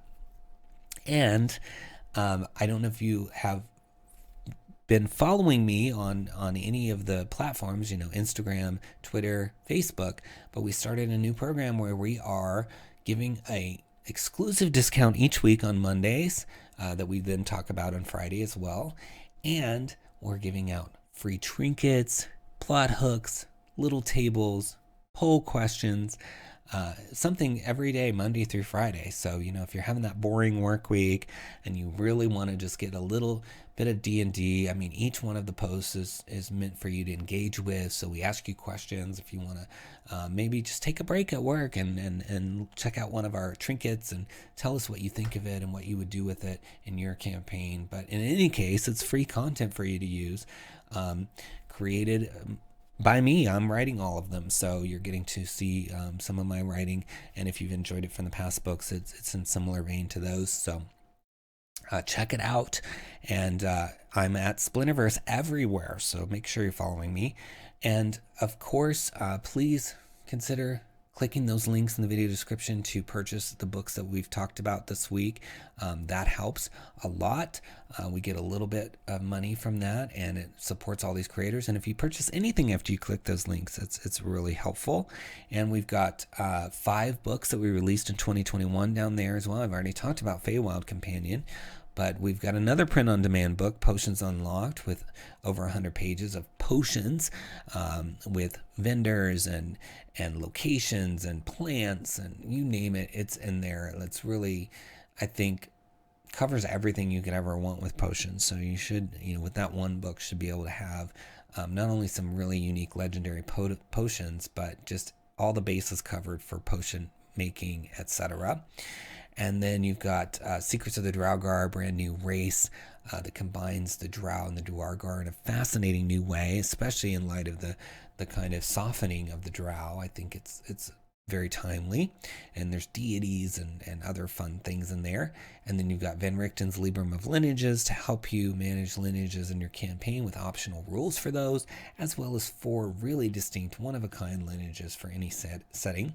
And we've got Fizban's Vault of Draconic Secrets that goes in detail of dragon stuff, all kinds of subclasses that are dragon themed, one for every single class, as well as magic items, horde magic items, and more. So you want to check that out for sure. And if you haven't subscribed to the channel, please subscribe, like the video, leave us a comment. I will respond to those. Let me know which books you're liking this week or that you might pick up or questions you may have, and we will get back to you. And that's it for my little spiel. So let's move on to DM's Guild. Our first DM's Guild title this week is Barovia Gazetteer, The Wildlands. Resources for running the Wizard of Wines, Yesterhill, Argynfostholt, and Berez in your Curse of Strahd campaign. From Mark Singer, $3 for 17 pages. It presents a series of location guides for running Curse of Strahd. The guides are designed to augment the existing campaign with background information, character profiles, additional encounters, and scenario hooks, as well as tips for running the game. The goal is to create a rich, immersive Barovian setting that feels authentic and internally consistent without sacrificing the horror. The Wildlands covers 4 locations from the most remote and dangerous corners of Barovia, offering guides to the Wizards of Wines, etc. We've listed those already. Suggestions for increasing the challenges at the winery. Ideas for rearranging the encounters at Yesterhill. New corruption mechanics for the Blood Sphere of Kavan. A dynamic search and pursuit at Argynfostholt. A new encounter at Berez. Battle tactics for Baba Lysaga. An expanded backstory for Muriel Vinshaw. New stat blocks for the Drowned Maiden, the Forest Druid, and the Gilthias Tree. A Martikov family bedtime story. And it says with these tools you can challenge your players at every stage of the campaign and have them come back for more. So inside you get to see 6 of those 17 pages. And it's going into the different locations, and then it has subsections within each of the locations, as well as an appendix with monsters and NPCs. And then you've got the first location, the Wizard of Wines, and then you get the Martikov Folktale, and then you get into the second location, Yesterhill. So that's cool. You get to see 2 of the 4 locations and can kind of judge if it's going to help you. So the Wizard of Wines is here. It talks about approaching it, the stages of the battle, the brawl, exploration, special events, wine delivery, etc. So let's dive into some of that so we can give you some examples. The winery is a distinctive location for a fight, but it will not pose a challenge to parties that think tactically. Twig blights just aren't going to threaten 5th level characters no matter how many of them spill out of that vat. Fortunately, the scenario is well designed, lending itself to a highly mobile battle with multiple objectives. A few minor adjustments can transform the winery from a lopsided contest into a tense encounter. Instead of being hailed by the Martikovs as they enter the vineyard, the characters could arrive to find a battle already in progress. Blights could ambush the party as they approach the winery, or they could find the Martikovs under siege in their stand of trees. Use enough blights to make an easy encounter, for example, 8 twig blights, 4 needle blights, and 1 vine blight for a party of 5 characters at level 5. This should be a quick encounter that creates urgency and establishes the blight's capabilities. If the characters drive off the blights, the grateful Martikovs will explain their troubles and ask the party for help. So you can see already how the author is recommending tweaks, and then you've got weather conditions and a gauntlet as well as flora and fauna. It says environmental conditions can turn simple encounters into grueling battles. Strahd has manipulated the weather to protect the blights and test the party. A steady rain has been falling over Raven River Valley for days. Although the blights located outside the winery have resistance to fire damage, this includes any twig blights encountered on the approach to the winery who have temporarily lost their vulnerability to fire damage. This resistance lasts for 1 hour after the rain stops or blights move under shelter. So it just keeps giving you those tweaks that can make it more challenging or different. And I like that because Curse of Strahd is one of the most popular modules, I would say, of all time. So why not have an opportunity to just change it, make it different, mix it up, or just even have some of these techniques for your own homebrew adventure in Barovia, because this is again detailing locations, so you can have a non-Curse of Strahd adventure there. Something else is going on and they have to go to the winery and these other locations. So check it out under Barovia Gazetteer in the links below. Give it a click. Next we have Bloodied and Bruised Volume 2, Volo's Guide to Monsters from Anne Gregerson. So Anne does the cool monster loot series, and now Anne has started a new series under the Bloodied and Bruised banner, and these are really cool because it gives you those new combat actions for creatures in the Volo's Guide to Monsters, as well as this understanding that as things progress in the fight, these monsters become bloodied. They get this condition that's similar to 4th edition, so that they have entirely new combat actions that can change the nature of the fight. And then there's death throes, where the demise of certain creatures can have like a grand explosion or a heavy fall or other unique effect to make the slaying of a great monster a truly unique experience. So I love that Anne has these titles that really tie into the official book, so you can basically take Volo's Guide to Monsters and then this volume 2 and just use them together, and you've got like this complete package of, okay, if it's in this book, it's also in this book, and I know that the Elder Brain is going to be in both, so I just have to look, get them ready, and I have everything I need for my encounter. I can tweak and have these special unique abilities, and I don't have to worry, am I going to find a Bloodied and Bruised section? No, Anne covers all of them. So it's comprehensive and really gives you everything you need so that the prep is done. And think about it. If you get Anne's Bloodied and Bruised for Volos and then also get Anne's monster loot for Volos, then you would have, with those 3 books, you would have the loot that you would get after the monster's dead. You would get its final death throes. You would get its, bloodied condition behaviors, as well as the stats from originally Volos, right? And so I just love that synergy and how it's really preparing the DMs. And, typically you're encountering 1 or 2 monsters, right? So it's not like you have to prepare everything in all 3 of these books. You could literally, once you have them, copy paste all of this stuff together into 1 page for yourself, because you don't own all the books, and you could have it kind of neatly organized for yourself, or into a VTT program that you're using. And so super, super helpful, covers all those bases, gives you, what you need to make it special. So let's look at a few of these examples of the bloodied actions.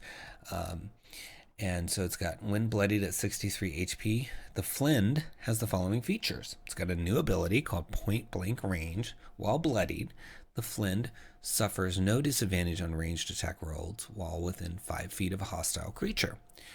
And then it's got Strength Sprint Attack. While bloodied, when the Flind moves at least 20 feet in a straight line and then hits a creature with a melee attack, the attack deals 1 extra die of damage.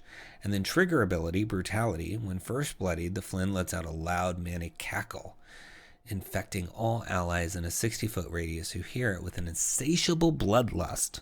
An allied creature who hears the cackle has advantage on the next attack roll it makes before the end of its next turn. If this advantage causes the creature to hit, its attack deals 1 extra die of damage. So, yeah, mixing it up, making it a little different, having that bloodied condition comes in handy. And there's an intro in all of these books that kind of explains, when do you hit the bloodied condition, what does it take to reach bloodied, all of that. So don't worry, even though it's not listed here, Anne has done a good job of making sure that you're good to go with those intro pages to the books as well. And then you've got Elder Brain. We'll just read a little bit of this one. When bloodied at 105 HP, so now that's the bloody condition. The Elder Brain has the following features. Ability Recharge. Legendary actions. When first bloodied, the Elder Brain regains all expended uses of its legendary actions. So cool. And then ability Recharge Mind Blast. When first bloodied, the Elder Brain's Mind Blast ability is recharged. So I like that when first bloodied stuff happens, and then you have while bloodied, and then when it dies. So here's an example of the death row. We'll read that. Death row's Mind Break. When the Elder Brain dies, any creature that was linked telepathically to it when it perished feels the loss of sentience as if the creature itself had died. Telepathically linked creatures must make a intelligence saving throw. A creature takes psychic damage on a failed save or half as much on a successful one. If a creature fails a saving throw by 5 or more, its mind breaks for a short time and it suffers the effects of a confusion spell. A confused creature must make a wisdom saving throw at the end of each of its turns to end the effect. Very fun. So you've got when first bloodied, while bloodied, and then now when it dies. So that's 3 different triggers for things to happen, and all thanks to Anne Gregerson. So I think you have to check it out, and check out Anne's other stuff by clicking on Anne's name and seeing what else is available, because there's a lot of good stuff, and the prices are crazy good. I mean, again, $2.95 for this, $2.95 for 28 pages, prepping you. I think it's well worth that money. So look for it in the links below under Bloodied and Bruised Volume 2 and give it a click. Next, we've got Classing It Up, Monks, Mantras, and Monasteries from Beth Jones and Anja Sever. And it's $3.95 for 26 pages. It says explore new traditions, weapons, and magic items for the monks in your game.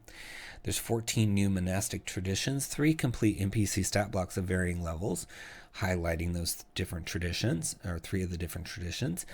Descriptions of martial arts flavored weapons that can be substituted for common simple weapons, new weapons designed specifically for monks, a map with the unique description of a monastery dedicated to the all-new way of the unicorn, and several new magic items. As you know, anytime you see subclasses and they're giving you this extra stuff like NPCs already mapped out for you, locations, flavor for the weapons. I mean, to me, that's going above and beyond, and it's exciting because DMs can do this. They can obviously do this based on subclasses that are published, but it's helpful when the authors provide that. So love to see that. And you've got something called the Way of the Chameleon, which sounds fun. Multiple weapon substitutions for flavor in your play, as well as 10 all new weapons for monks. And the monastery has a full color map that you can use for VTT, and monk focused magic items. I mean, this is a monk stream here. Let's take a look inside. So everything from the Way of the Chameleon all the way to the Way of Water, and you've got Way of the Unicorn Monastery, which is really fun. So you can, if you have a character playing the subclass Way of the Unicorn, then there's a whole monastery to go with it. So you get to see all the pages in this preview. So very good reason to check it out and see if it'll work for your table, because you can literally confirm that before you purchase it. Here's some of the magic items at the end. We'll read one of those in a minute. And then here's that monastery. So you've got all the description of it, and then here's the map of it. Very good. I mean, how often do you get a monastery map? It's not common. I haven't seen them. I don't think I've ever seen them when I'm doing this series. So very good. And I just think all the names even of these subclasses are pretty fun. And here's some of those stat blocks of NPCs for some of the ways. And that can be how you introduce these subclasses. Have an NPC exhibit it, and then maybe before the characters get their subclass, if they're starting at level 1, or I guess you pick it at 1, but maybe before it starts to take effect, they can see how it works. So let's read one of these items to give you some flavor here. The Stormy Staff. It's a weapon, quarterstaff, very rare, requires attunement by a monk. This quarterstaff can be used to magically control winds. As an action, the weapon can be spun rapidly and used to cast the following spells, requiring only the verbal component of the command words and the somatic component of spinning the weapon as your action. You do not have to use your action to spin the gusting staff after you've used your action to cast a spell, but you must maintain concentration. All spells saves for various effects are DC 14. Weapon has 5 charges and regains 1d4 charges at dawn. So Gust of Wind, Warding Wind, and Whirlwind. So you get 3 different spells, all related to winds, which is nice. And then here's that weapon description. So you've got substitution. So the dagger becomes a bichua, a katar, a punching dagger. A hand axe becomes a kama. A sickle becomes a karambit. So that's helpful because you can just use the stats then of the sickle, but call it a karambit. And that just makes it simple and easy, and you don't have to deal with all these custom things that you got to input into your VTT or whatever. You just kind of say, oh, add a sickle, and we'll call it a karambit. And then, there's pictures of some of these, like a Butchawa, Qatar, etc. Karambit, here's a Karambit. So, yeah, it looks kind of like a sickle, so I could see why it would have the same abilities. Very fun. I think if you like monks, playing monks, or you want to create some monk characters as NPCs, you really should check this out. It's under Classing It Up in the links below. Give it a click. Next, we've got Clerics of Ravnica. 4 cleric subclasses from the world of Ravnica by Aaron Tierney. $2 for 11 pages. And it says it's inspired by the mana colors of Ravnica and other Magic the Gathering settings. If the order domain found in Guildmaster's Guide to Ravnica is a white mana cleric, these divine domains are red, green, blue, and black. The collection includes subclasses for each color as well as how they fit into the setting. While these subclasses are perfect for Ravnica, all of them are designed to be setting neutral. Feel free to use them in games in any setting. None of them depend on Ravnica. Have fun in the world of Ravnica and beyond. The divine domains in this book are chaos, growth, intellect, and parasitism. And those all sound fun. Let's look at what we've got here. So you've got chaos domain. You get to see the whole domain, and then the growth domain, you get to see about half of it. So that's fun. Let's read about the growth domain. I'll have this artwork too. Clerics who follow the growth domain devote their lives to strength, improvement, and overcoming anything in their path. They smash obstacles through force, numbers, or sheer size, but never subtly. Some only use their strength in the defense of others. Some use it to trample the weak before them. Some simply fight to survive. Those who follow deities rather than the simple ideal of growth worship gods of nature, often those that embody aspects of strength or ferocity of the natural world.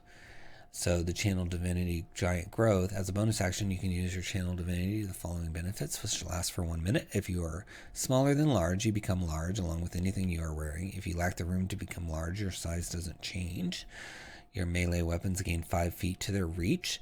When you use your trample over feature, you forego dealing the remaining damage to a creature to make a melee weapon attack against that creature instead.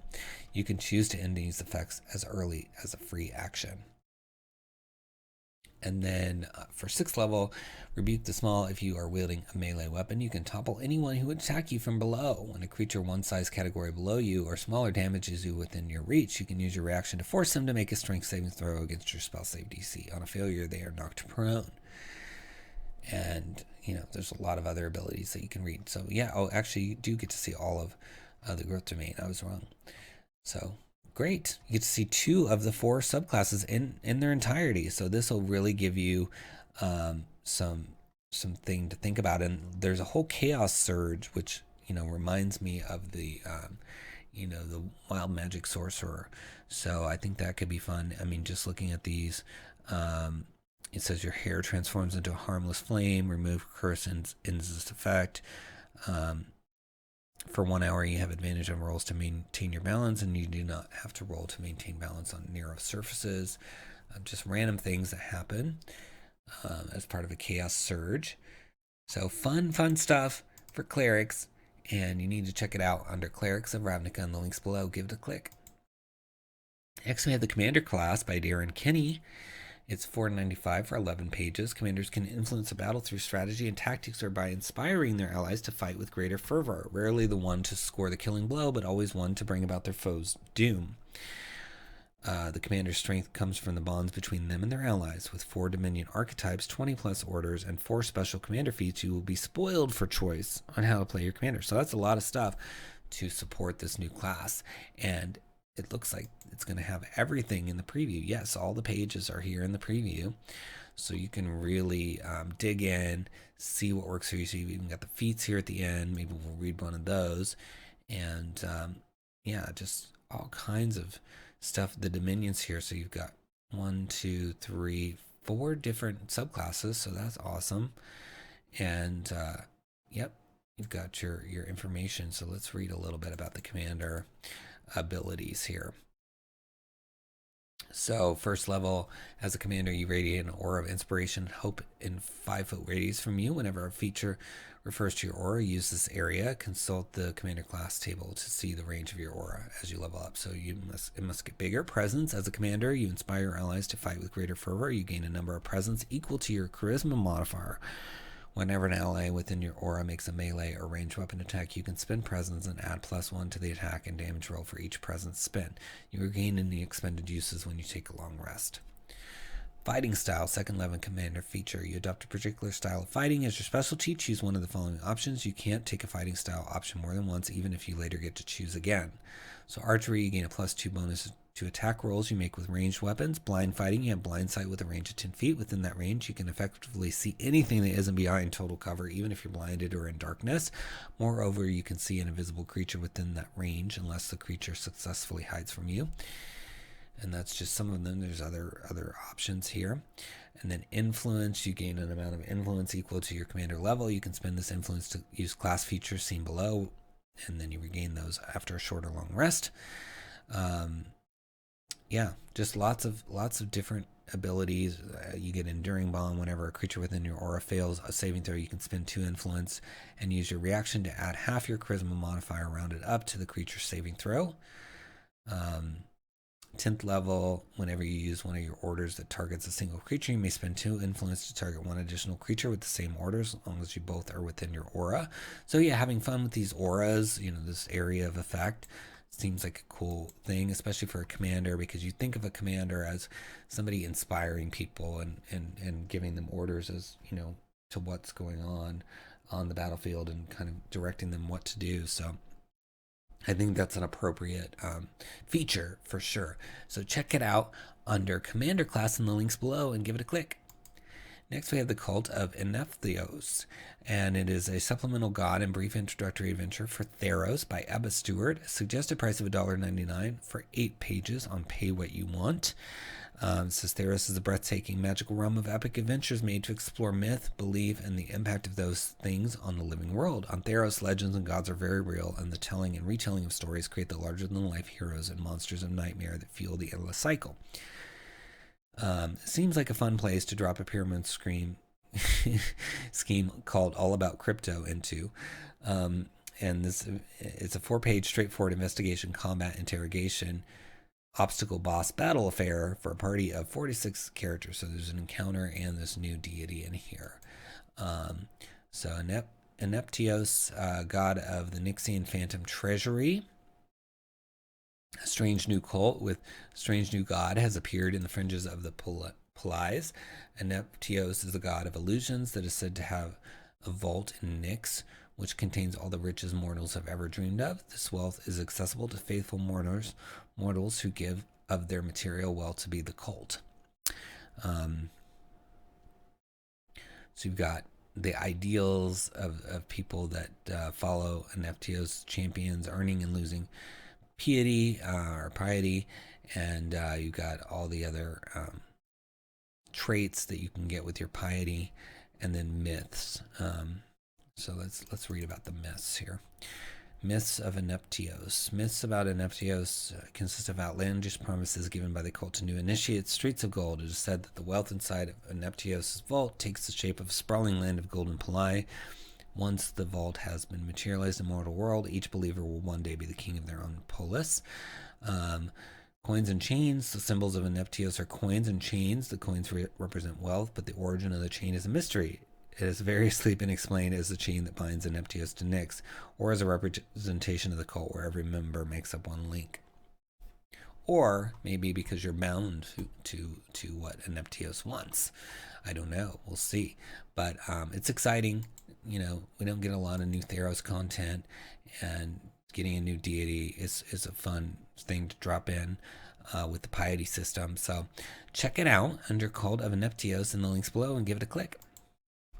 Next, we have Darius Lost Pages from Daryl Dominguez at a pay what you want price of $1.50 for 12 pages. It says it's a short supplement written in first person by the unknown hero Darius Danton, containing information that has been guarded by him for ages, detailing new possibilities for those who dare fight against evil and call themselves heroes. So you get 40 subclasses for artificers, blood hunters, monks, and sorcerers, alternate options for the blood hunter, 4 new feats for monks, dexterous fighters, and whip holders, 2 new weapons. The spiked chain makes a comeback, as well as the Zombato sword, 10 new magic items for cursed heroes, and then so the artificer is the grafter, the blood hunter is the order of the dragon lord, monk way of the warrior, and sorcerer forge soul. So it sounds really thematic and fun. So you've got 12 pages that you get to see, which is the entirety of the book, with some nice artwork, really cool layout here. So it reminds me a lot of Tasha's, which is cool. So you get the artificer options. So this is the grafter subclass. Blood hunter has some optional class features, as well as concoctions, it looks like. And then you got the order, the dragon lord, monk, etc. So I want to read a little bit more about this blood hunter for you. It says, it has to be noted that I have a rocky relationship with blood hunters because while we both desire to rid the world of monsters, they do so by becoming monsters themselves. Remember, this is written in the first person of this character. What I then ask myself is, when the last monster is dead, will they turn on each other? Strangely enough, I do have to accept the alchemical abilities of these men and women are something to admire. So under optional class features, you gain the features in the Blood Hunter supplement when you reach a certain level in this class. This section offers an additional feature that you gain as a Blood Hunter. Unlike the features in the Blood Hunter supplement, you don't gain the feature here automatically. Consult with your DM to decide whether you gain this feature. So Blood Hunter Alchemy, once per short or long rest, you create 1 potion from amongst the Blood Hunter concoction list. You do this by spending 1 hour using your alchemical supplies and mixing a small amount of your blood with certain reagents detailed in each potion. The resulting potion lasts for 24 hours, after which it loses its potency and becomes useless. The resulting potion only works for the blood hunter that created it, and if anyone else tries to ingest it, they instantly vomit. You can only be under the effects of the one concoction at a time. If you try to ingest 2, both cancel each other out. And then there's some fighting style options as well. But yeah, you've got all these potions here. So one of them is the Monstrous Potion. A vial of monstrosity blood is required. This clear liquid smells and tastes like water. However, when you drink it, you gain immunity to the poison condition and poisons along with dark vision up to 60 feet for 1 hour. So yeah, really fun. Options, mixing it up, giving you a lot of, I mean, you could even use some of these little potions separately from this subclass or this optional feature. So I like it. Good job, Daryl. So check it out under Darius Lost Pages in the links below. Give it a click. And then now you've got the Domain of the Cat, 5th edition player option for the Cleric Cat class. And it's by Eric Stella. 50 cents suggested price on pay what you want for 5 pages. It says any journey can be made easier by the company of a dear friend that we can trust, be them another person or an animal. The Domain of the Cat is an archetype for clerics, focusing on having a familiar and giving him magical abilities. This archetype was developed as an homage to my late cat to be used in my personal games, as I decided to turn her into a deity in my world so that the love and change she brought me could live on. That's sweet. That's so nice to honor your pet this way. That's really fun. I like that, and I like the cover too. It's really nice, and I need to do that. I need to work some of my past pets into my books. That's a good idea. All right, so you got 5 pages here.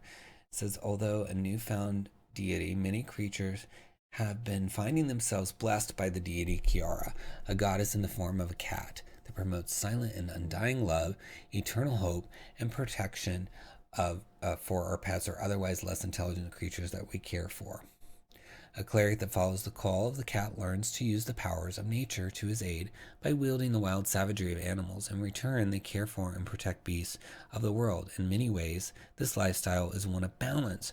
You show an undying love towards the animals that flock toward your side, and they in return show a silent love in their protection of you and those you yourself have love for. A bond is forged, and one that will never wane across seasons and lifetimes.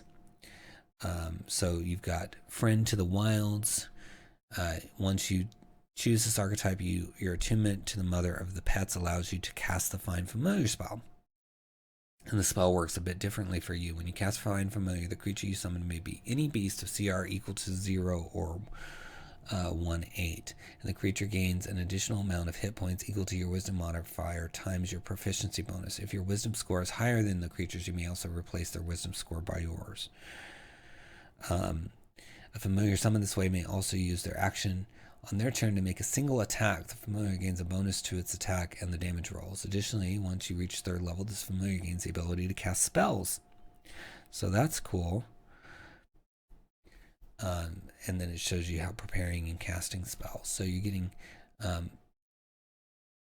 I would have thought, though, that it would be just restricted to a cat, but it's nice that you get the option to any beast. So very cool. I guess it's because it's a cat deity that's why it's the Domain of the Cat.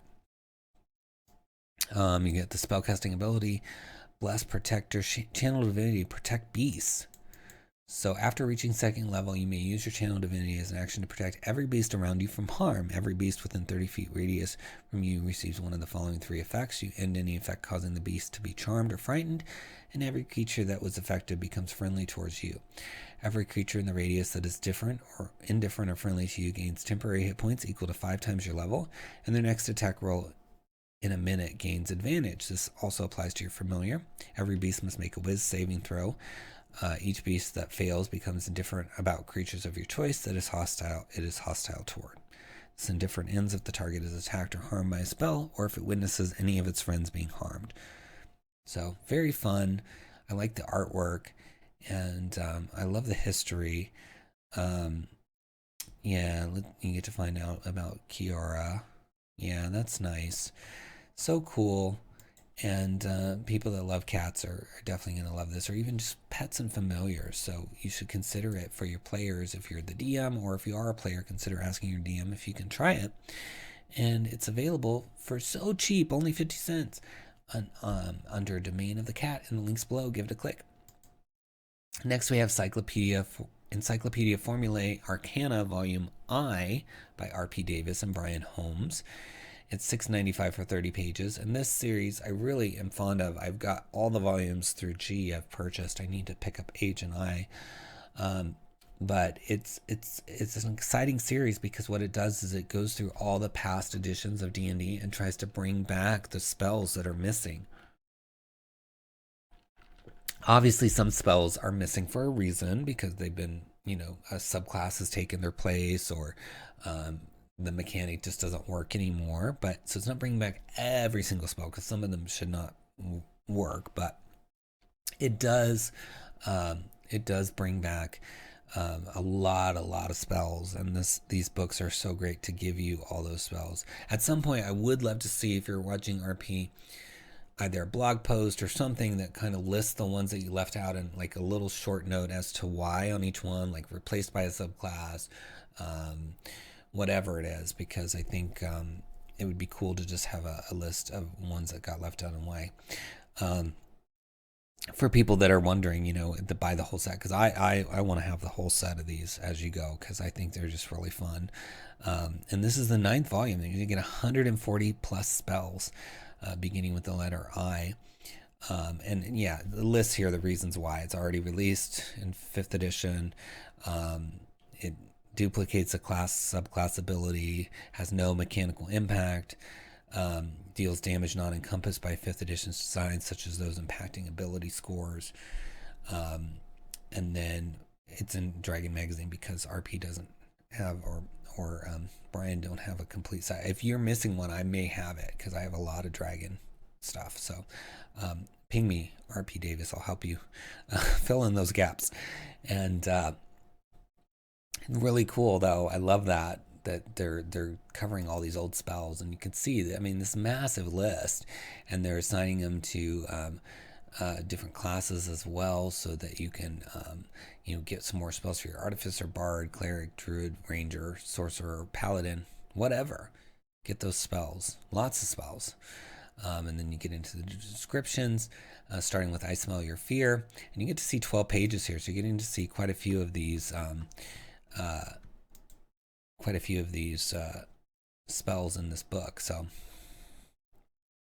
let's read the first one. I Smell Your Fear. 4th level divination, range of self, concentration up to 1 hour. Describe or name a creature that is familiar to you. You sense the direction to the creature's location, as long as that creature is within 1,000 feet of you. If the creature is moving, you know the direction of its movement. The spell can locate a specific creature known to you, or the nearest creature of a specific kind, such as a human or a unicorn. So long as you have seen such a creature up close, within 30 feet, at least once. If the creature you described or named is in a different form, such as being under the effects of a polymorph spell, the spell doesn't locate the creature. The spell can't locate a creature if running water at least 10 feet wide blocks a direct path between you and the creature. So interesting, helping you find creatures, a specific creature. It's got a nice flavor to it. Let's find another one in here. Icon of Life.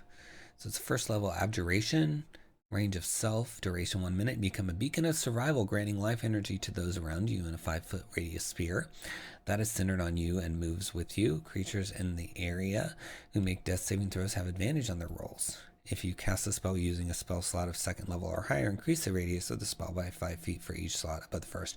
So I've converted spells from older editions too. It takes some work. It's not, things don't just convert automatically. So I really appreciate the time and effort that RP and Brian have spent on this, because it can be painstaking to convert spells, and but it's nice to see people doing it in a methodical manner and having volumes for each one, so that eventually pretty much every spell that can be converted will have been converted for you, so that it's ready. So I think you should get on the train, start getting these volumes, so you have all these spells. This one alone is 140 spells for you. So check it out under Encyclopaedia Formulae Arcana in the links below and give it a click. Next, we have Expanded Racial Feats for Multiverse Heroes by Cypher CA. Suggested price of $1.99 for 5 pages. It says, a long time ago, when Xanathar's Guide to Everything was released, as a bonus, D&D Beyond released a set of expanded racial feats for races from Volo's Guide to Monsters and Elemental Evil. With the release of Mordenkainen's Monsters and Multiverse and a series of updates to those same races, it's time for those racial feats to gain an update as well. The feats in the supplement not only include every race from the initial expanded racial feats document, but also a bonus feat of the Svirfneblin from Mordenkainen's Tome of Foes. That's right, 20 whole racial feats updated out of the 33 races itemized in Mordenkainen's new book. Some updates include a removal of half ASI from feats, updates to spellcasting with spell slots, and even some brand new abilities along with general balancing. So, you know, they have changed some things over the years that 5th edition has been around, right? They being wizards. And so some things that were kind of in favor or in vogue at the beginning are no longer in favor. So it's nice to see someone taking some of the older things and just kind of cleaning them up and making them ready for consumption in the newer 5th edition area. So you get to see 2 of those pages in the preview, including a list of all the feats. So it goes through those, and we'll look at let's look at feline grace here. So prerequisite tabaxi: you bring a whole new meaning to cat-like reflexes. You gain the following benefits: you have advantage on dex saving throws. You can use your feline agility trait a number of times equal to your proficiency bonus before you must move 0 feet on one of your turns to recharge the trait. You can still only use this ability once per turn when you move. You don't take damage from falling 30 feet or less if you aren't incapacitated. So helpful. And it's, again, these are tailored to these races. So I think with the new release, this is a really good purchase because it's going to tie into all those new races in the new Mordenkainen's book, which, if you're not buying the gift set, is coming out in May. So you could get ahead of it by getting this, and you know, you just be already ready. Get it in your VTT, get it into your notes, however you organize stuff, and be ready to go. And this price is really good for this. So expanded racial feats for multiverse heroes is in those video description links, so give it a click. Next, we've got 50 Encounters for Grasslands and Plains by Richard Thompson and Green Bird RPGs. It's a suggested price of 99 cents for 7 pages. It says, the vast stretches of meadows and grass, a familiar arrangement of bushlands, crosslands, villages, and almost franchise-based taverns. Still, in order to get to the feudal castle on top of the latest arrogant lordling, your adventurers might need to travel through fields and greenery. When it comes to making their journey a tad more interesting, we've got you covered. From the usual broken-down carts and ominous bird flocks to the more exotic bands of gnome-tech pilgrims, unlucky vampires, and dragon sightings. Feel free to use these encounters as you wish. Roll for a random one or take your favorites and put them wherever you choose. So that's cool. I like, and you know, sometimes you forget about grasslands and plains because they sound plain, right? So I think a lot of times you'll hear stuff for forests or mountains or underground or even the sea more than you will grasslands. So I appreciate that they're taking some time and focusing on it. So you get to see 2 of those 7 pages. So we'll just read 2 of the encounters here because it is a D100 table. So it says, ahead squats the burnout husk of a caravan. Bloodstains and 2 dead horses. Furniture has been strewn across the ground. A number of booted tracks lead away from the site.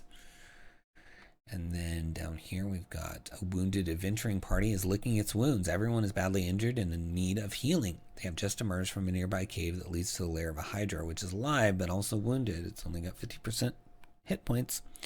I like that. You don't often see those kind of like, hey, here's a monster, but by the way, it's already bloodied. You could even use, you know, Anne Gregerson's Bruised and Bloodied series, Bloodied and Bruised. So very fun. I love it. And they're just quick little things appropriate to grasslands, and yeah, could be a good time. So check it out under 50 Encounters for Grasslands and Plains in the links below. Give it a click. Next, we've got Gathering Magic, Mystical Archives by Jonathan Dupree. It's $10 for 81 pages, so it's a lot of pages. A compilation of over 300 spells with options pulled right out of Ravnica, Theros, and Arcivos. I can never say it, Arcivos or Arcivos, Strixhaven, such as Firemind's Research, Grave, Betrayal, Enter the Infinite, Anger of the Gods, etc. There's at least 1 spell of every level for each of the classes that can cast spells, and options ranging across the different schools of magic. So nice, giving it a good spread. I like when people do like 300 spells and really think about that and say, okay, make sure we cover each school of magic, each of the classes that can cast, and we're good. So very fun. Let's see here. So we've got interior. You get to see every page. That's massive. You get to see all of it. So tons of spells. You can just see, I'm just scrolling through the whole thing. I mean, it just goes on and on. Spells galore. You could really, I mean, between this and some of the other titles we've shown this week, you could have spells to last you to the end of time, because there are so many. I love that it's linked here in this spell list as well to let you jump to a particular spell. So, and it's tied to these magic cards, which is nice. So let's read Anger of the Gods. That's a pretty famous Magic the Gathering card. So 8th level evocation, range 300 feet, instantaneous, and is for cleric. A hail of flaming stone and radiance pounds to the ground in a 20-foot radius, 40-foot high cylinder centered on a point within range. Each creature in the cylinder must make a dex saving throw. Creature takes fire damage and radiant damage on a failed save, or half as much on a success. If the damage reduces the target to 0, it is reduced to ash. A creature reduced to ash and everything it's wearing and carrying except magic items are reduced to a pile of fine gray dust. The creature can be restored to life only by means of true resurrection or a wish spell. Fun, and it fits the flavor of the card. If you've seen that card, it's quite flavorful.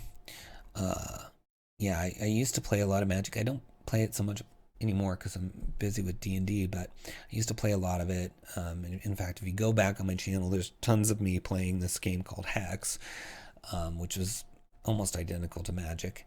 And but I love when people tie the two together, because it really brings back an older passion of mine with my most prominent passion of D&D. So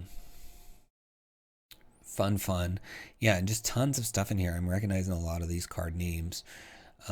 So let's read Body of Research. 6th level conjuration. It's a range of touch. Concentration up to 10 minutes, and for the wizard, you summon forth a fractal that draws its strength from your preparation of magical knowledge. It manifests in an unoccupied space that you can see within range. This corporeal form uses the research fractal stat block. The creature resembles any animal or creature of your choice, but is always of a large size. The creature disappears when it drops to 0 hit points or when the spell ends. The creature is an ally to you and your companions. In combat, the creature shares your initiative count, but it takes its turn immediately after yours. It obeys your verbal commands, no action required by you. If you don't issue any, it takes the dodge action and uses its move to avoid danger. So fun getting to summon this research fractal, and just getting that stat block going is fun. Yeah, dogpile, discontinuity. I mean, it's all in here. I mean, 300 from Ravnica, Theros, and Strixhaven. Super helpful, especially with the fact that all 3 of those are literally books, official books, so you can really dovetail these nicely into that, or just use them anywhere. They work really in any setting. So I think you should check it out under Gathering Magic, Mystical Archives, in the links below. Give it a click.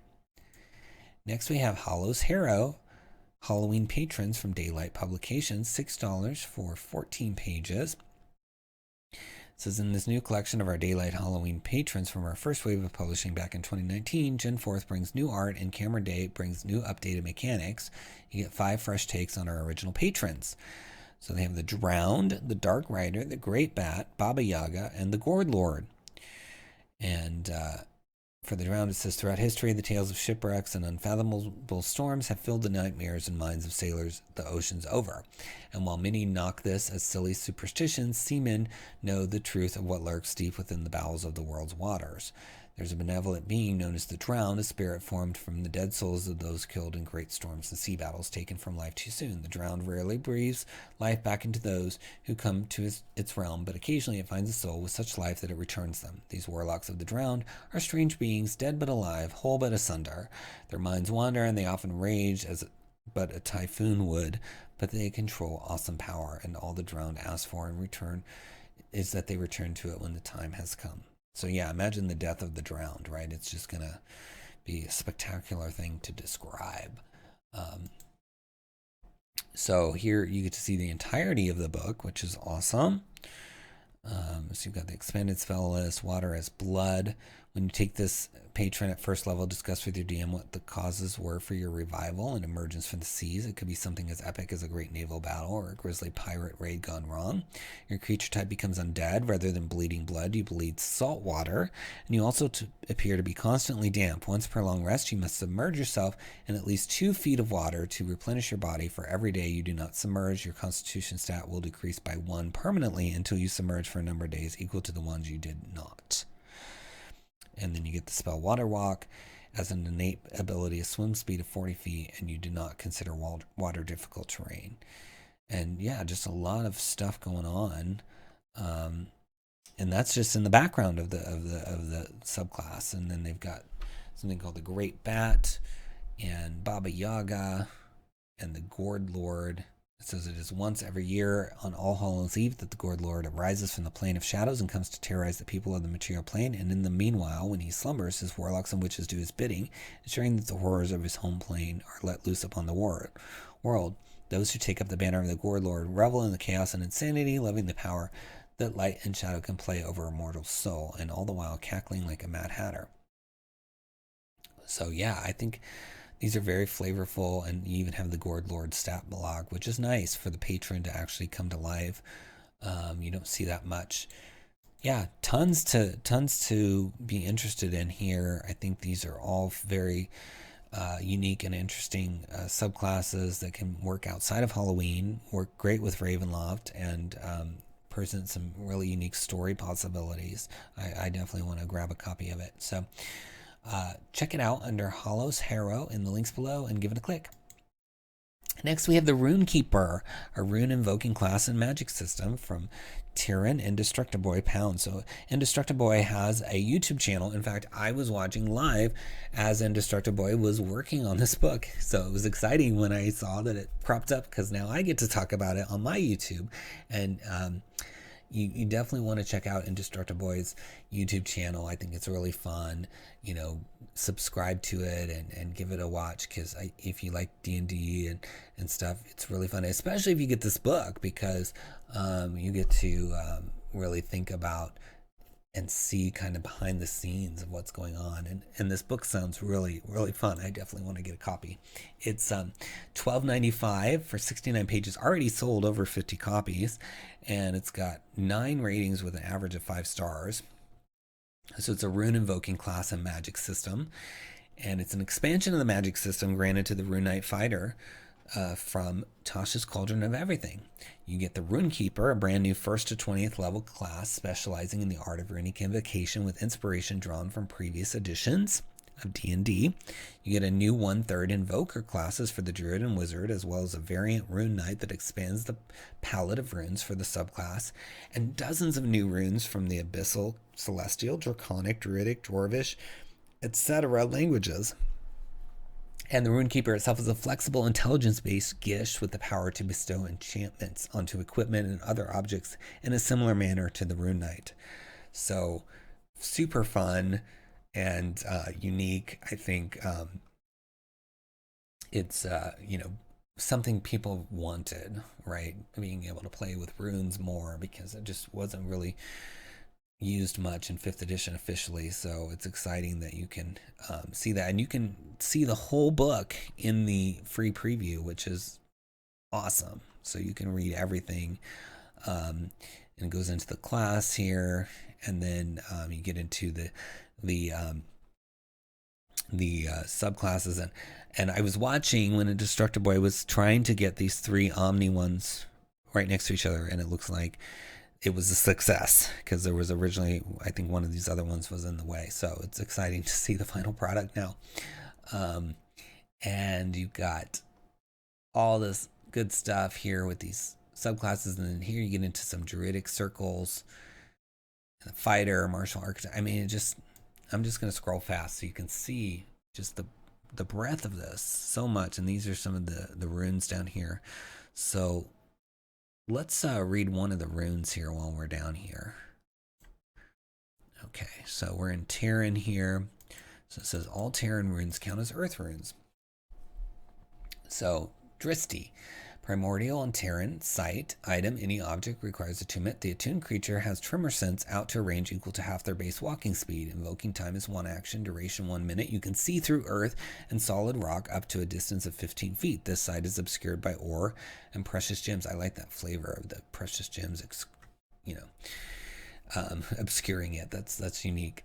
And it's just fun to begin with, having that tremor sense. And let's see, Lar, Primordial Terran, passage, item, any object requires attunement. This attuned creature ignores difficult terrain made of earth and stone. It takes 1 action and 1 minute to invoke this. You or a creature you can see within 30 feet of the inscribed object to your choice gains a burrow speed of 10 feet. The chosen creature can burrow through non-magical unworked earth and stone. While doing so, the material moved through is not disturbed. Additional runes, this burrow speed is increased by 10 feet if you have 6 or more inscribed earth runes. I love this, all the mechanics of this and how it builds together so nicely. And burrow speed, that is fun. You don't see that much at all. So really cool. Let's go back up here. Yeah, it's so nice that you're getting to look at the whole book. I mean, that's really kind of Indestructible to offer that. So yeah, and then here you're getting a list of all the different runes, and you can see a significant amount for each of the different languages. I like that, and it's so cool that Thieves' Cant even has its own multi-classing. What is a rune? How does that work? And then feats, and then you got all these subclasses up here. Let's go back up to the main class. Read a little bit of that. It's the Runekeeper.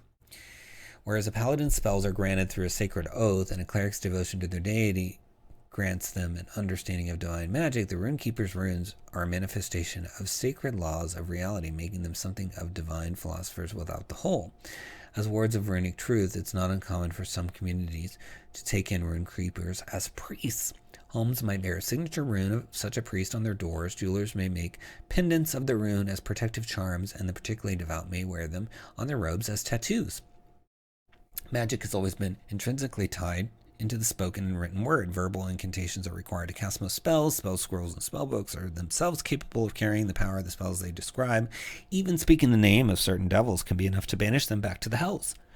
This is more than just folklore and superstition. Words have power, and Runekeepers may be thought of as the ancestral onomancers in worlds where the magic of names plays such a key role.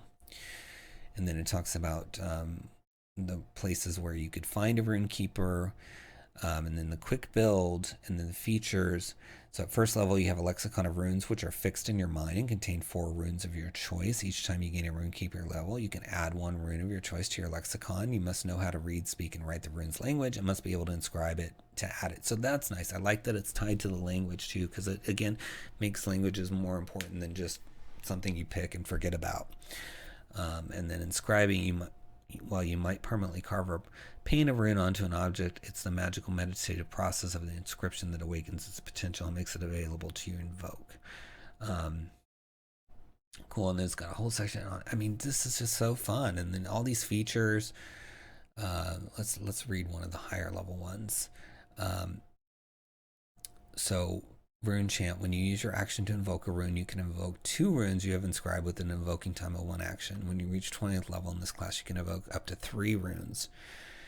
Omnipresence, you are always aware of the location of any of your inscribed runes, even if the rune is on a different plane of existence as you, and if you die, and your inscribed runes remain inscribed on the object while you're dead. That's great. Yeah, I remember seeing this in the video, and it's just such a cool ability because it's like you're connected to these runes somehow through this mystical ability to put them on things. So I just love every bit of this. I can see why it's a copper bestseller, and I think it's a must-have, and there's no reason not to check it out since you can read the whole thing before you purchase it. But let's encourage Terran Indestructible to continue making great stuff by purchasing it in the links below under Runekeeper. Give it a click. Next, we have Sorcerous Origins, 10 subclasses for sorcerers from Nearsighted Games for $2.99 for 13 pages. And you got everything from the Aeromancer all the way down to the Weave Adept. And it says there's 10 original spells as well to bring to your sorcerer. And I love that one is called the Vampiric Bloodline. That's really cool. So looking inside, we get to see 2 of those 13 pages. So you get to see a bit of the Aeromancer and the Biomancer. So let's read a little bit about that. So this is from the gentlest breeze to the most ferocious hurricane. The wind holds a special kind of power. Aeromancers feel that power swirling all around them and tap into it to fuel their magic. These sorcerers prefer to spend their time under the open sky, and they tend to get just a bit anxious in the close confines of a cave or a dungeon. And then we've got some features where they get spells and spell attack stuff, but let's look at some of the higher level ones. So Zephyr Dodge, 6th level. You have learned how to move like the wind to grant yourself extraordinary reflexes. When you make a dex saving throw, you may use your reaction and spend a sorcery point to grant yourself advantage on a saving throw. You must choose to do this before you roll the saving throw. And then the Biomancer. Some sorcerers draw their power from the innate energy of the natural world around them. Such sorcerers are called Biomancers, and they learn to use their magical talents to control the vibrant forces of growth, decay, life, and death. Solar power. At 6th level, you are able to draw the power from the sun and convert it to arcane energy. When you take a short rest in direct sunlight, you regain a number of sorcery points equal to 1/2 your sorcery level. Once you have used this feature, you may not use it again until you finish a long rest. So nice regaining of some abilities there with your sorcery points, because you need those, right? Need those sorcery points, and I think it's fun. There's so many in here if you're a sorcerer fan. This is a lot of subclasses for only $2.99, so check it out under Sorcerous Origins in the links below. Give it a click. Next, we got the Twilight Path, produced by Transparent Games and Gabriel Kerr, as well as Anna Korziak and Laura Briskin Limehouse. $4.95 for 41 pages. This is a world beyond our own, very much like it, but darker. Some say it's a place where bad things come from. Others will tell you that it is the opposite. That's where they end up being punished. That's where I need you to take him. The Twilight Path is a mini campaign for a group of 4 to 5 5th level adventurers using the 5th edition rules. The party should level up from 5th to 7th level during the course of the adventure. It will likely take between 1 and 4 sessions to complete, from 5 to 12 hours. Depending on the choices made and the result of the dice, the party is hired to escort an old noble through the Shadowfell to the court of the Raven Queen, where he'll meet his destiny. So really fun. And it says here that you see 7 pages. So you can get setting the stage, the manor, road to Latherna, rules of the road. That's cool. I want to read that. The Oblivion Bog. Yeah, some fun stuff in here. Creeping Madness. So traveling in the Shadowfell doesn't follow the normal laws of physics. The road can stretch or shorten without anyone noticing, and the distance between points can change. Most of the time we are assuming the party is traveling through the road or path. If they want to go off track, 𝙤𝙬𝙪 will strongly advise against it. Every day when the party packs in the morning to travel, one of the PCs or the guide rolls a wisdom survival ability check. If the DM wants a combat encounter, just look or roll on the combat table in Appendix 1. On a result of 14 or lower, the party runs around in circles, or the distance stretches, or they find difficult terrain and they make no progress. They spend their rations, gain a level of exhaustion, and roll on the setback encounters table. On a result of between 15 and 20, the party checks 1 progress mark on the trip and rolls on the interesting encounters table in Appendix 1. They spend rations as normal. On a result of 20 or more, the party checks 2 progress marks on the trip and rolls on the favorable encounters table in Appendix 1. They don't spend resources and recover 1 exhaustion. So fun. It's a little way to mix it up and track your travel in this strange place where travel doesn't work exactly right. Creeping Madness. The constant lack of light in Shadowfell affects the mind of anyone that stays there for long periods of time. Humanoids get more and more paranoid as time passes and start to forget things. For each 5 days the party experiences, have each character make a wisdom or charisma check. The first time a PC fails, it suffers from the effects of short-term madness. If they fail again later, increase this to long-term madness. For the 3rd time, indefinite madness. Wow. If the effects are removed, somehow reset this clock. So yeah, if you want a Shadowfell adventure that's not necessarily Ravenloft, this could be a really cool option for you. So look for it under the Twilight Path in the links below and give it a click. Next, we have Untold Subclasses, Empowering Cult. Options for odd characters or unexpected NPCs by Keith Hiscox. It's $1.95 for 6 pages. And so you get the new patron subclass, the Empowering Cult, a new warlock pack called Pact of the Chalice, featuring 4 new pack-specific invocations, 3 new spells themed around occult rituals and the gifting of power, 1 new NPC stat block for occult warlock, suggestions on how to use these materials to create adventure hooks and help the DM improve the dynamics between Warlock patrons and PC Warlocks. So really nice. I like that. That again, there, as I always say, if there's a subclass that has bonus stuff, I love it. I think that's always good to do. And it says it's intended for use with the Warlock class as presented in the core rules or in conjunction with the options in Tasha's Cauldron of Everything. It is an attempt to fill the design space between the existing classes of Warlock and Cleric to enable a DM to create the feeling of the founding and growth of an arcane cult. Yeah, and that could be fun. I mean, cults are a common D&D thing that's been around since the first edition of Basic, etc., right? As far as part of the narrative. So this one doesn't have a full-size preview. It's a publisher preview, so it's going to look a little different.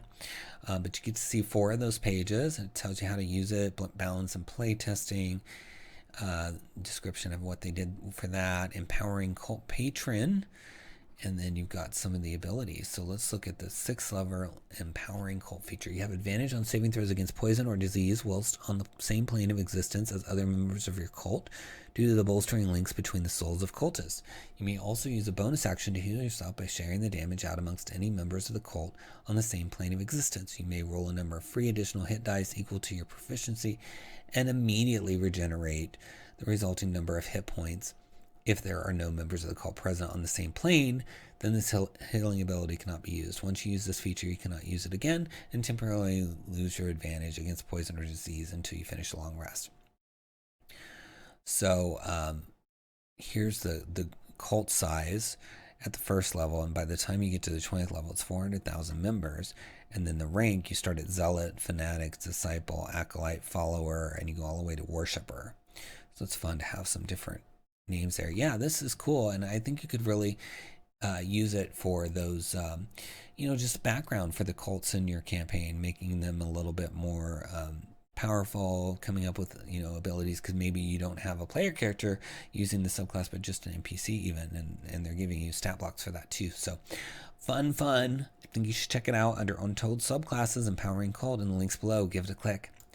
Next we have Would You, Should You? Moral Dilemmas and Ethical Quandaries to Supplement Any Adventure by DJ Brewer, Steve Jasper, or Bill Putrino and Wizard Sleeve Studios, $4.95 for 29 pages.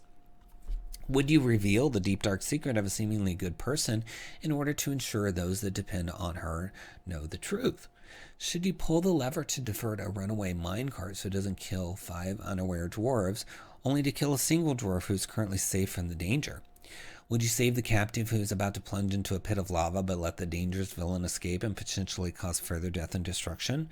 These are not easy decisions. So true. So true. Oftentimes in D&D, it's a clear-cut, good, bad, right, wrong, good choice, bad choice. And what we just read is like, okay, no, let's make it a little bit more complicated. And that's what a lot of great television shows are based on too, is what is the ethical dilemma? A lot of episodes of Star Trek, have this sort of, I can see both sides kind of thing, right? And so it's interesting watching how they figure out which side to go with or what to do, right? So it includes 8 original scalable encounters that present characters with a difficult decision to make, guidance on how to adjust the encounters, including how to tip the scales toward one decision or another, changing the scenery to better fit your adventure campaign, and long-term outcomes or consequences. Yes, I mean, this setup could really lead to some consequences, which I love. 3 original maps, 6 unique magic items, and that have some questionable trade-offs when they're used. And it's really cool. It says these encounters are designed to be placed into any campaign or adventure and offer guidance on customizing them. So, love it. Great concept for some encounters. Really good idea. Wizard Sleeve. Love it. Okay, so here's the interior. You get to see almost the whole book. So yeah, you can see all these different encounters with lovely art, beautiful layout, and look at this fun map at the end with the mining going on. Yeah, I really like what I'm seeing here. I think it's gonna be valuable. Let's find an area to read. So we got Needs of the Many. This is a A village paradise whose happiness comes at a disturbing price, a mysterious magical force inflicting unimaginable suffering upon a trapped victim. The party must choose between keeping the victim locked into a lifetime of torment or freeing her and condemning an entire village to sickness, pain, and death. What a beautiful dilemma. You know, it's usually, like I said, these adventures are usually like, okay, go kill the monster. It's terrorizing everybody. And it's just clear what you're going to do. But, you know, especially for experienced players, let's throw them this curveball with this. So here is some flavor text I like to read for you.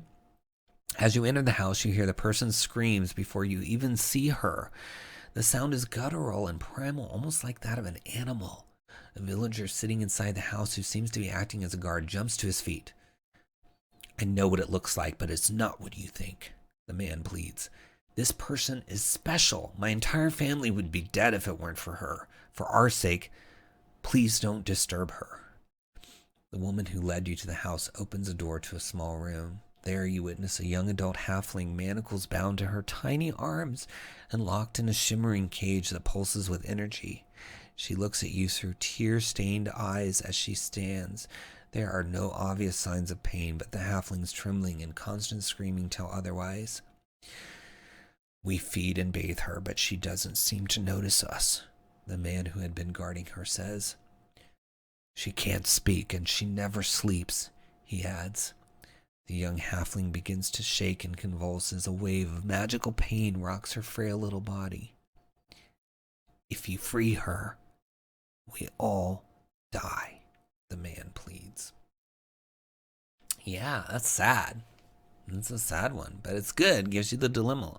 And then here you have more on what is the dilemma and how do you learn about it, choices and outcomes, what you would read, and some alternatives to change the setting, incentives and reservations, long-term consequences. So it gives you how to do future hooks. I could even see a situation where they find a way to win on both sides. I don't know if that it's described in here, but I think an enterprising DM could come with that as well. But I love it that it's got the long-term consequences. This scenario can be used to set up future story hooks or character interactions. How interesting would it be for the party to discover that a powerful NPC they meet many years later is actually Ystharia, the tormented halfling? The scenario in particular lends itself to creating interesting backstories interwoven with the party's own history. So yeah, and it's just so much here. I love this book. I think it's going to be a fun one for people.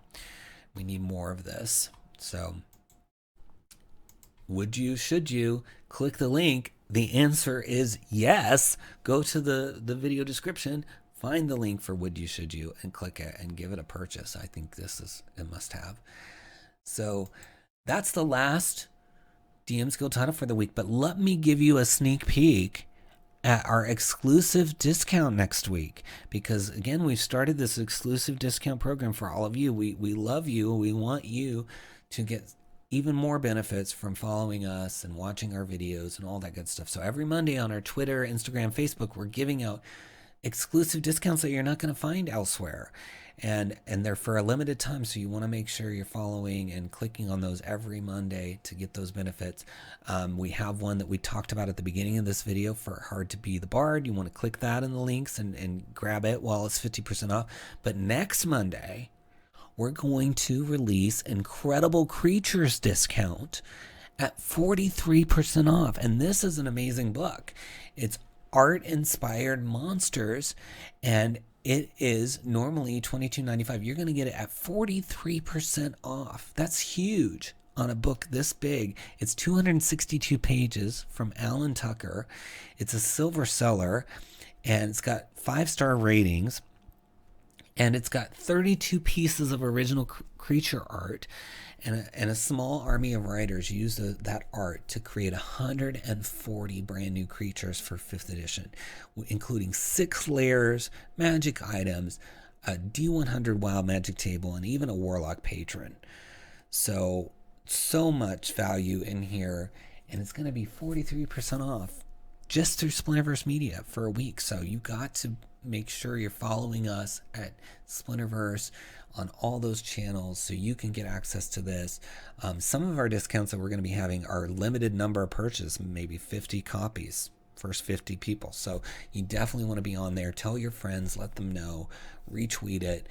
We really want these creators to have an opportunity to be presented and shared and get their work out there and find out, find that new audience through us, because each week we're talking about these new releases, but these are not new releases. They're books that have been out for a little bit, and so it's an opportunity for us to really get those in front of you, help you save some money so you can have an even bigger collection without spending as much on it.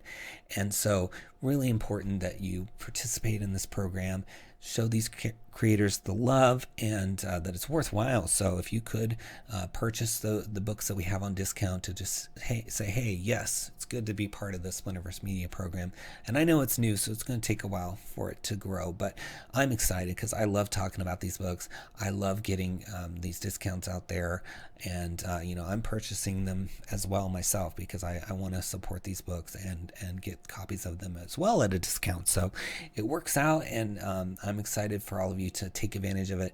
And that's not all. We have a lot of free content we're putting on the social media Monday through Friday, trinkets, tables, plot hooks, poll questions for you. So you want to be in there participating with us, as well as coming back every Friday for our new release video.